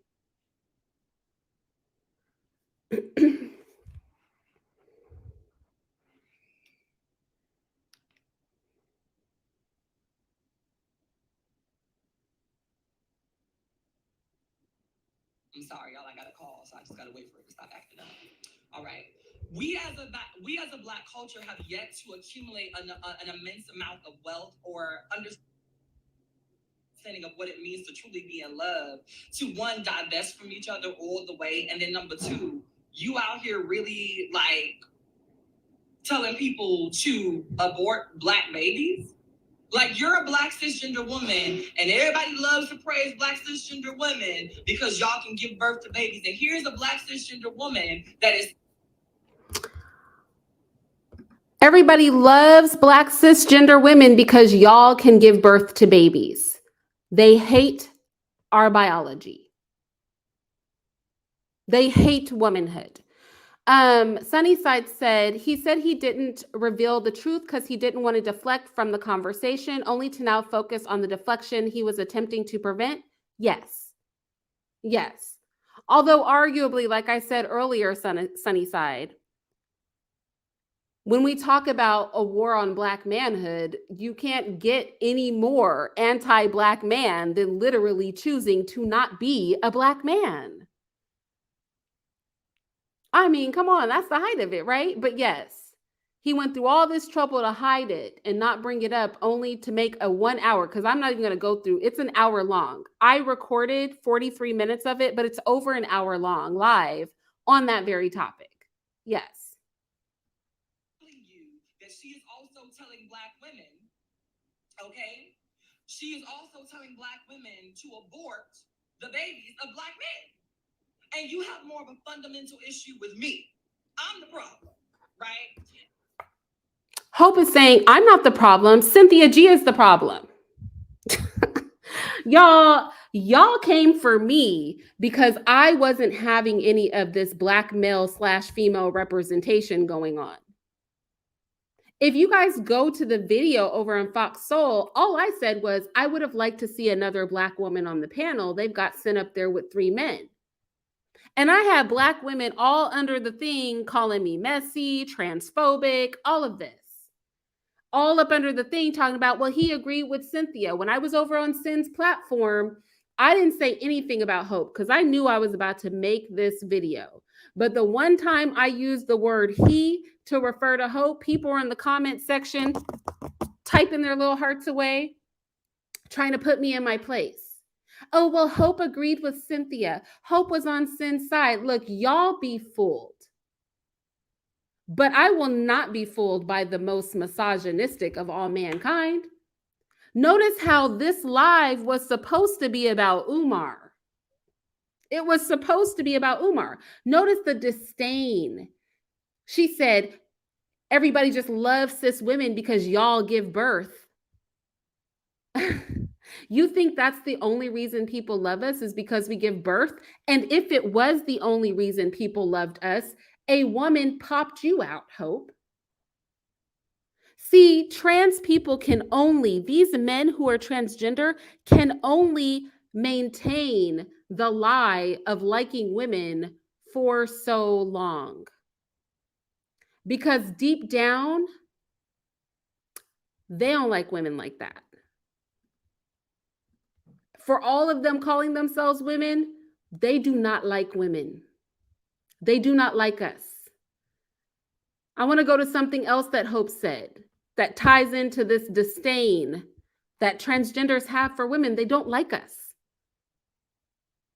They may be dressing like us and talking like us and saying that they're women, but they are men. They are highly misogynistic men, highly entitled men, highly deceitful men. Hope is right. Hope is right.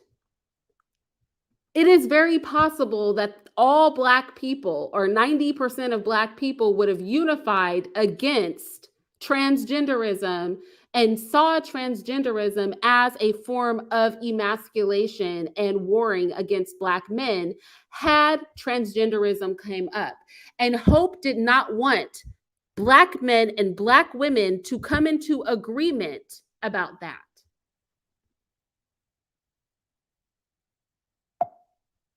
Hope wanted to be sure that Black men and Black women would not come into agreement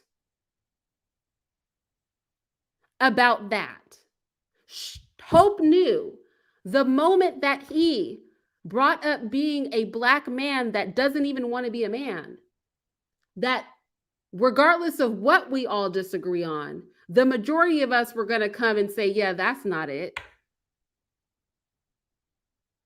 That's not a move. Look, we don't even agree with each other, but I tell you what, we agree on this. Hope literally says in this live, that was one of the motivations to prevent the Black men and the Black women for coming together and unifying under the umbrella of transgenderism is not a vibe in our community. Transgenderism is part of the problem when it comes to the emasculation of Black men and Black men not doing their job. Gives you the easy argument. Knowing that I'm trans opens you up to a new audience of women who are insecure and who don't understand that we are not enemies, that we are not on opposing sides, that we can all be in this together. It pulls all of those girls in, along with all of the other insecure men who are sitting there thinking the same exact motherfucking thing. It pulls in all of those people. Right, because in order to not accept transgenderism, you must be insecure, you must lack understanding, you must refuse to accept that we are in this together. Because Black men and Black women will come together overarchingly to agree that this is not it. we are collectively insecure and weak and lack understanding.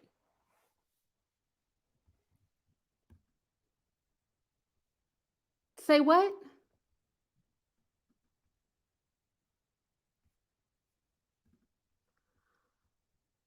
I want to go into some more disdain for Black women because Hope is full of it.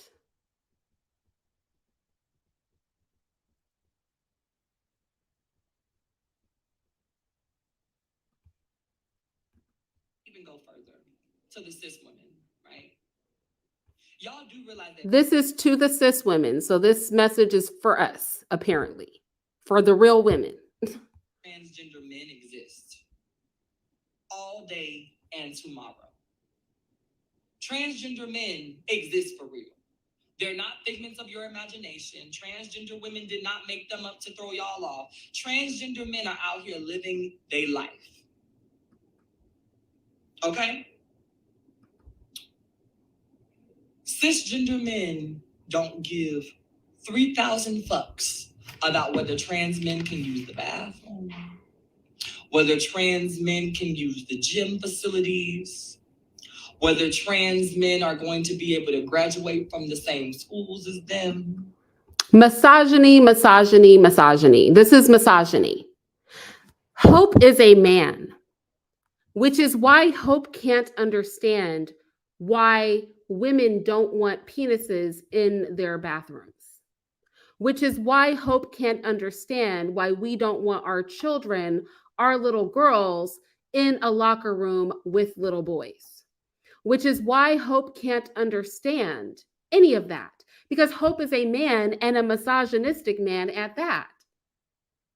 Hope is actually trying to compare an even smaller group, which are trans people that are women who want to be men, and them being in male spaces, to men being in female spaces. Because Hope does not know what it means to be a woman. Hope has no idea what it feels like to feel intimidated as a woman by a man, or to feel unsafe, or to need that space that is woman only. Hope doesn't know what that means because Hope is a man and a misogynist.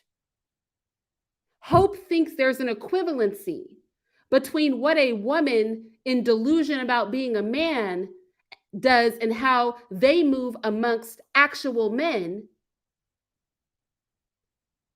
And I'm gonna play some video of transgenders in women's spaces. Since all these men who keep trying to invade women's spaces want to keep pretending like they don't understand why we don't want them there.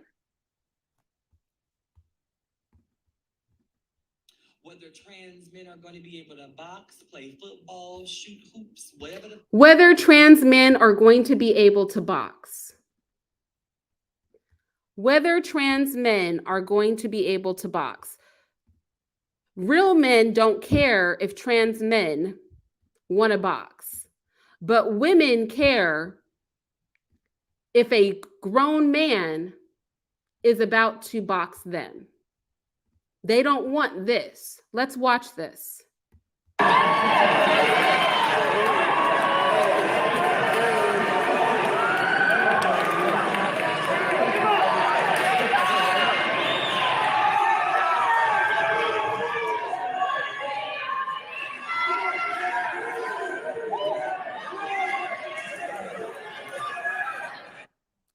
For clarity, one of these two people is a man.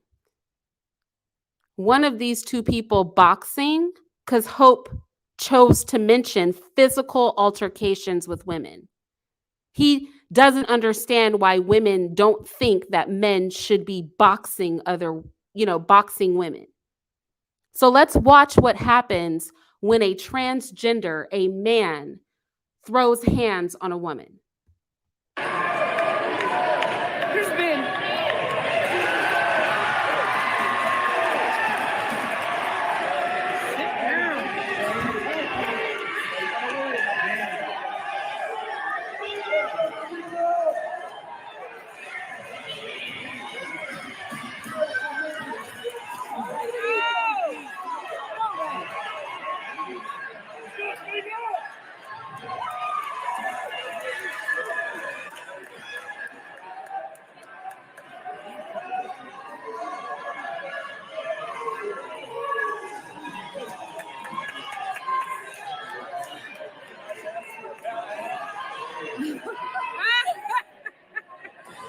gay.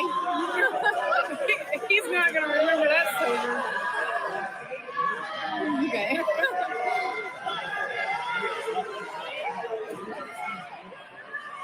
Is Tamika bleeding? Hell yeah, she's got she's Do you see her head? Do you see that her entire head is covered in blood? Do you see her entire head? Remember, this is the chick who literally got her skull bashed open. All these people are sitting watching this man beat this woman until her skull was cracked open. Do you see? This is all blood. Remember this? This is her blood. You see, look at the ground. Do you see all this on the ground? All these spots on the ground, that is blood from her skull.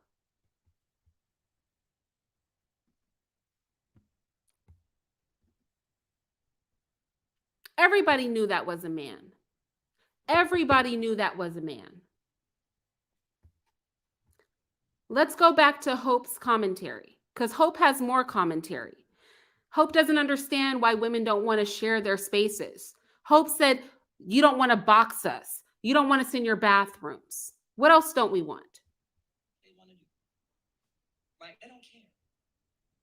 And a lot of people can argue the fact that trans men existing might make cisgender men appear to be weaker. Because if you couldn't clock a trans man, right? And if the bullshit assumption is that women are weaker and so therefore trans men are weaker, that would essentially make cisgender men look like they're weak.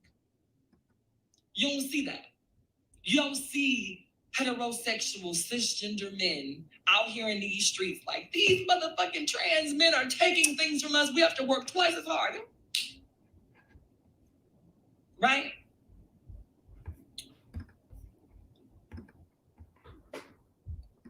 Remember, Hope is on a whole rant about women when this live was supposed to be about Umar. Remember how this live started? It was supposed to be about Umar calling Hope out for being a man. And this whole live, this over 1 hour live that Hope has made, has devolved into an attack on women. Into an attack on women.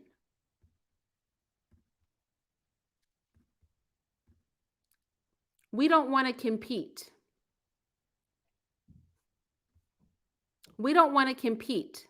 Listen to what Hope says. But cisgender women, at every turn, some cisgender women, some, not all, some cisgender women feel like having to share the bathroom, having to work alongside, having to go to the doctor. That ain't your doctor. She everybody's doctor. You just go to her too. Having to be in the club in the same sections. Having to do all of this stuff is somehow taking away from you.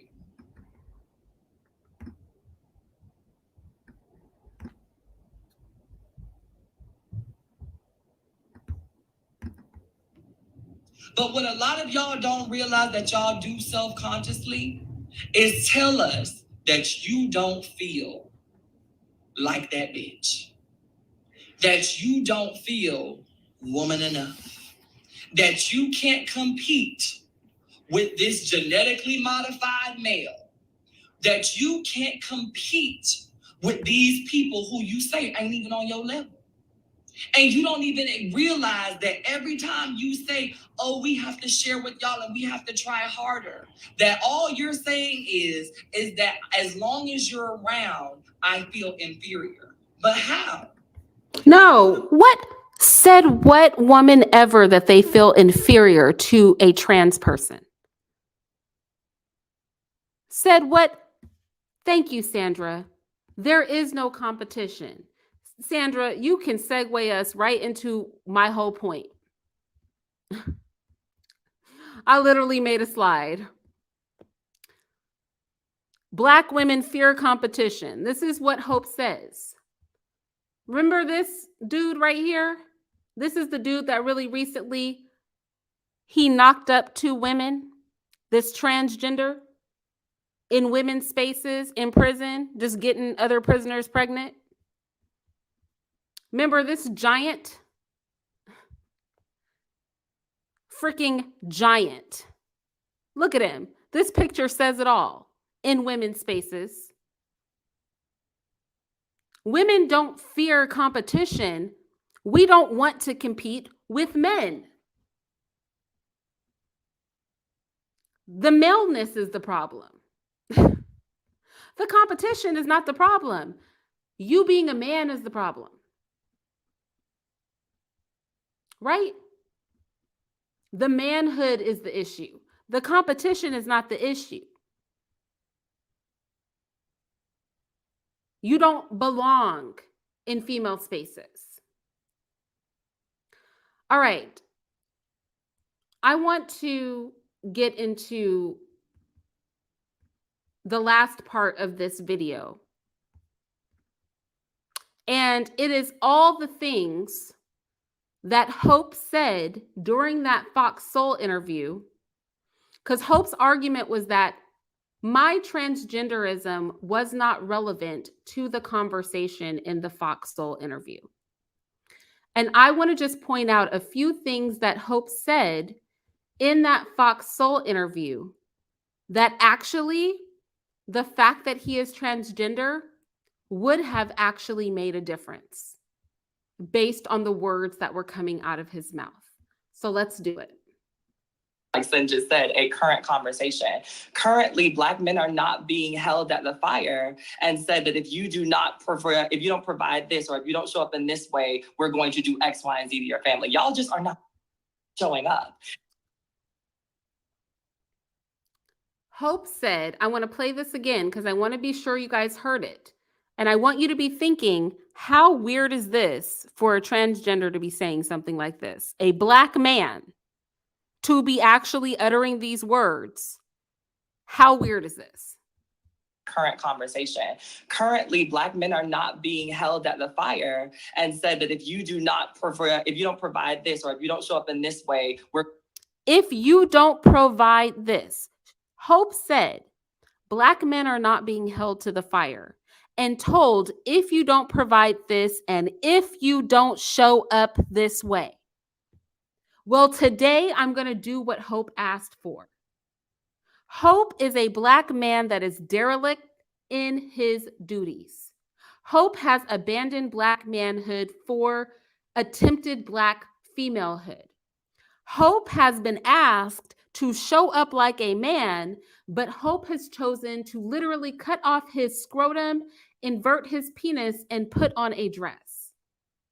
So I think it is very interesting for Hope to be in a conversation saying that Black men's feet aren't being held to the fire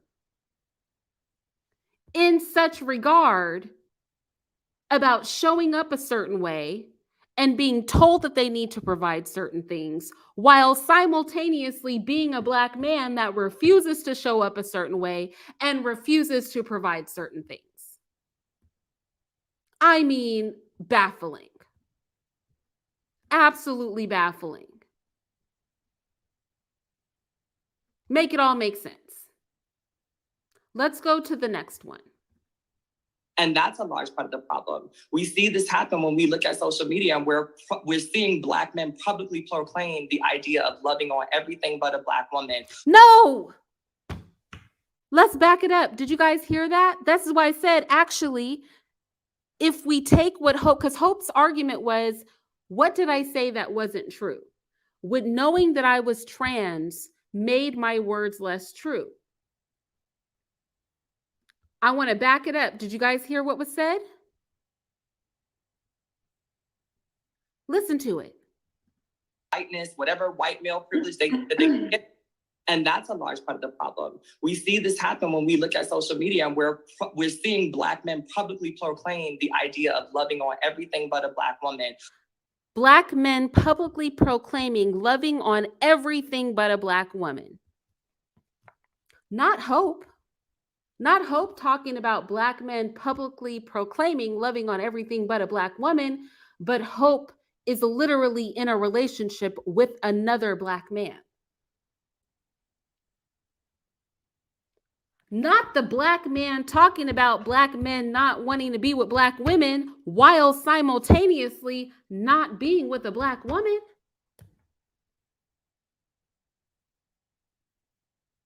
Say what? Who and where and why? What? Let's keep going.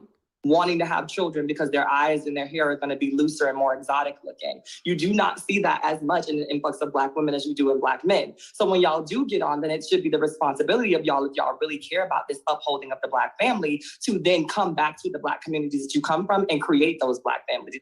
No, not Hope. Talking about Black men coming to the Black community that they love and care for and creating Black families with Black women. Not Hope, a whole Black man with another Black man refusing to be a Black man, talking about Black men wanting to not be with Black women while Hope is not with a Black woman. Not talking about Black men creating families with Black women while Hope is not creating a family with a Black woman as a Black man. I mean, you can't make this mess up.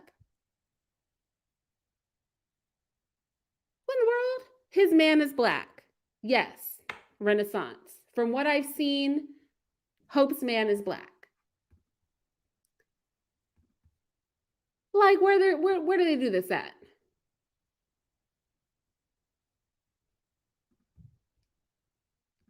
Where do they do this? Y'all tell me, does knowing that Hope is transgender make it hit different? Does knowing that Hope is a man make these words hit different?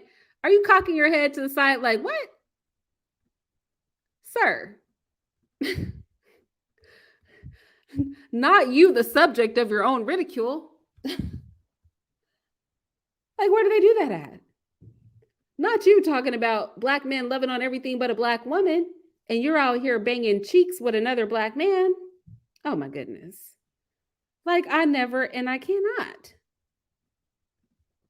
Oh, what is going on? Hold on. I'm trying to move this thing.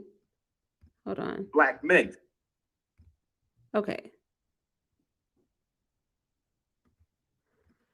Things so eloquently and so beautifully, and yet y'all still fail at being able to do these things after years and years and years and years and years of trying.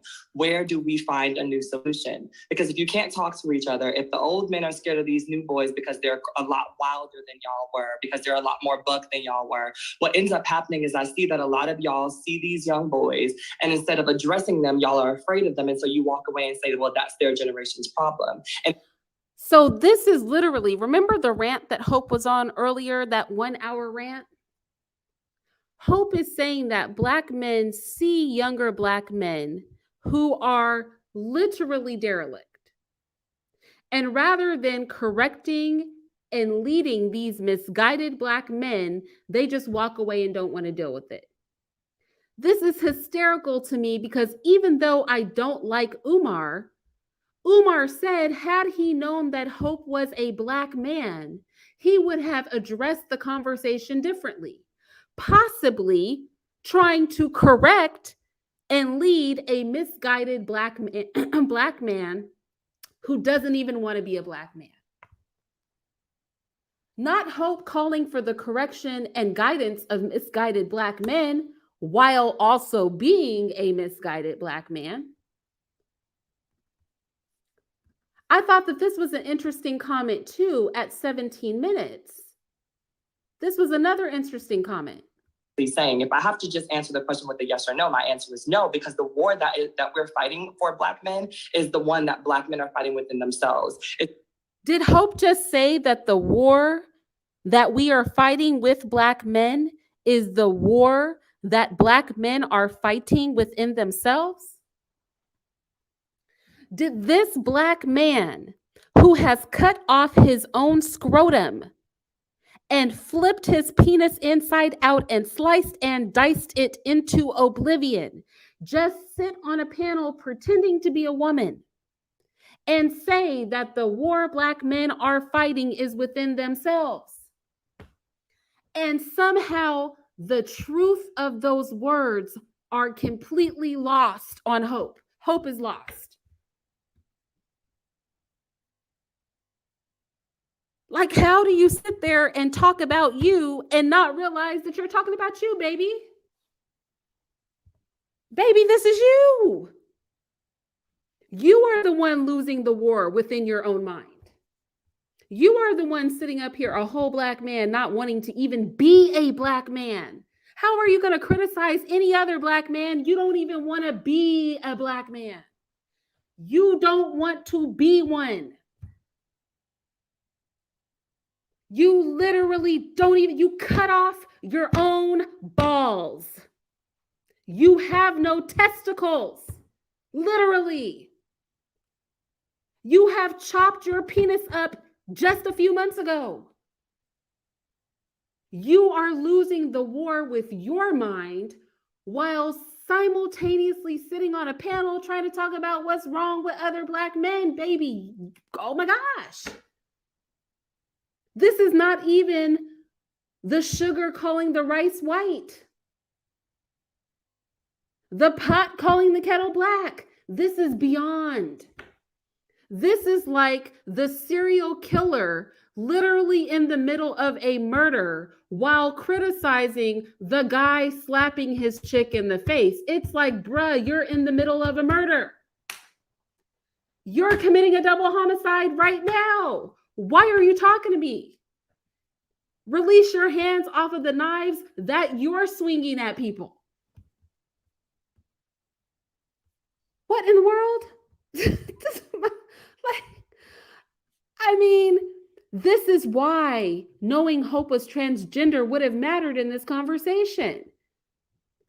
Because this is an example of Black male delusion. This is the ultimate example of Black male delusion.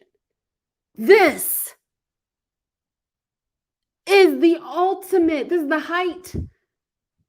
You can't get more deluded than not even being willing to acknowledge your own manhood. Let's go to 2840.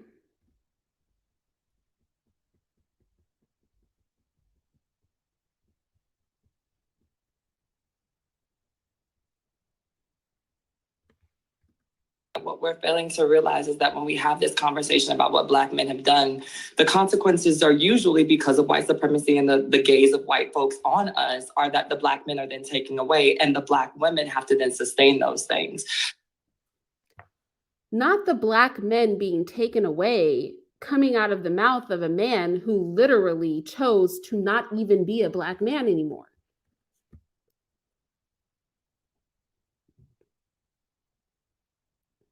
Does not even want to be a Black man, and then wants women to become his ally in not wanting to be a Black man. It was the Black Girl Magic citation for me. What is this at 32? At about 32 minutes, Hope starts talking about Black Girl Magic. I was on the floor. I mean, you can't make this stuff up. Also, Hope has a Freudian slip in this, where he actually refers to himself as a Black man. He has a little Freudian slip. You know what I'm saying? But I think that over time, as we learn the tricks of white supremacy, right, we learn to do better to defeat it. And I find that, especially as Black men, a lot of the time when we're talking about this war on Black men, especially as Black men, a lot of the time when we're talking about this war on Black men, and then Hope is like, oh, snap, and then catches himself. We fail to realize that Black women are underneath the same scrutinies. Maybe not in the same way and maybe not for the same reasons, but y'all are not going through this alone. And so when you talk about the ways in which Black women have learned to take, you know, what we're given and turn it into glitter and throw it up and make Black girl magic, we want not Black women taking what we are given, throwing it up into glitter and making Black girl magic. You mean the way that Black women are dealing with the fact that we literally have men in our community who don't even want to be men, and we're just trying to make the best of it. Here I am, a whole Black woman, making a live about a Black man in a conversation about an attack on Black manhood, while simultaneously refusing to acknowledge that he is a Black man. Just trying to make the best of things. Just trying to make the best out of a very weird situation. And I want to close on this point because this is really Hope's real message. This is the only reason Hope showed up to this. The only reason Hope is here. Own solutions to digging their way out of the hole. And having one or two people that are speaking on it with the idea of inclusion or exclusion of certain people within the Black community is also a problem. We cannot build as a Black community if we want to throw out this group of people or throw out that group of people or tell these people that their opinions are. Listen up. Listen up. We're about to hear the real reason that Hope is on this panel. What Hope's whole motivation is. Valid, even though they're Black, because they're mixed race or because they're queer or because of all these other, incidences. And I think really Hope just wanted to say because they were queer. Hope just really came to say, stop throwing us out because we're queer. Look, let me tell you something. I can't leave this live. Let me tell you something right now. We know that this has to go to members and Patreon only, don't we? I'm guessing none of us is in a delusion about this life, that we lived here today. I guess here's my final question for you guys. Here's my final question for you guys. Is it relevant? Look at that penis. It's a fraction. It's like a poor little shell of what it used to be. Penis just completely gone. This is what happened to dear Hope and other Black men who are like him. So I guess this is my question. Would knowing this, I find this part of the surgery really fascinating. When they're making the fake vagina, they take the tip of the penis, they put it inside of the man's body. So when transgender men say that they have feeling in their fake vagina, what they mean is that the tip of their penis that is still inside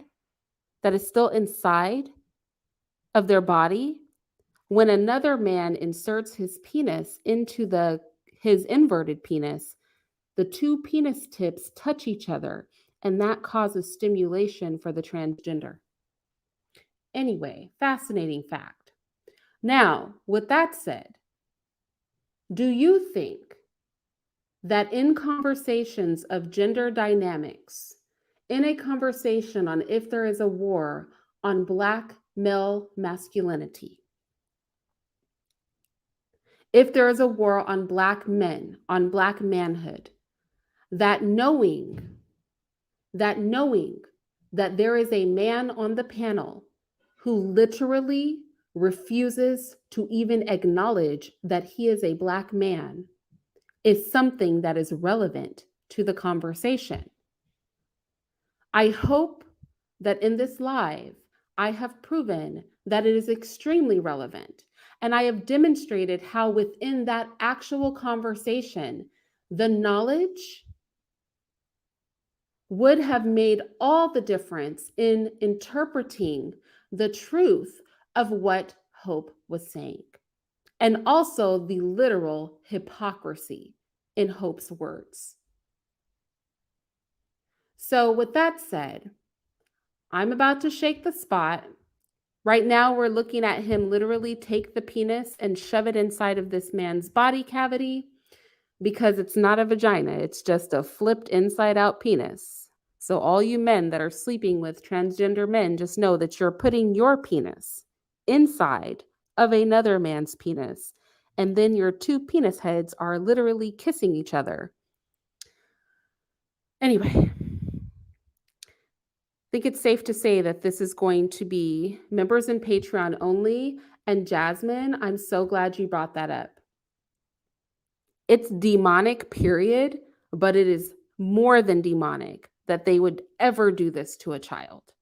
Honestly, you guys know that I think these doctors are criminals. I do not want you to go and give Hope any hatred. Again, my beef is not with Hope at all. I have no issues with Hope as a human being. But Hope made a statement that he chose to hide his transgender status in that conversation because it was not relevant. Hope went onto a panel refusing to acknowledge his own failed Black masculinity, his own divestment from Black manhood, and intentionally, by his own words, intentionally deceived everybody watching, or attempted to deceive everybody watching by making them think he was a woman, that he wanted to be unclockable. And honestly, it was those words that made me make this video.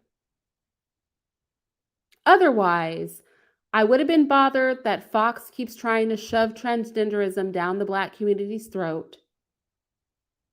I would have thought it was odd that nobody mentioned that Hope was trans, but I wouldn't have made a video. But because of those two things, that it is relevant that it was disclosed in that conversation, and that I don't think it's cool for transgenders who get their rocks off of deceiving people to purposely advertise their deceit and intention to deceive, I chose to make the video. And I'm happy for all of you guys that caught it. But it will be going members and Patreon only because we kept it 10,000% real. And you know, some of y'all are too hypersensitive. However, I do encourage you to watch my 5-hour or 6-hour gay day video where I go into these topics in depth. I talk about the history of transgenderism. I talk about the single white, or in our case, single Black female nature of their behavior. I talk about their propensity to harm children, and I back it all up with statistics, studies, facts, and evidence. I back it up with their own words. So if you have not seen my 5 or 6, I can't remember if it's 5 or 6 hours long gay day video, it is a compilation of what I think are some of my most educational videos on transgenderism. Again, this is not about disliking people, but it is about really putting our foot down as to what is acceptable in the Black community, in society as a whole, and also as a Black woman being territorial over our image. And what I don't want are Black men who are pretending to be women, perpetuating themselves as Black women on our behalf. That is crossing a line. I'll talk to you guys later. You let me know what you think.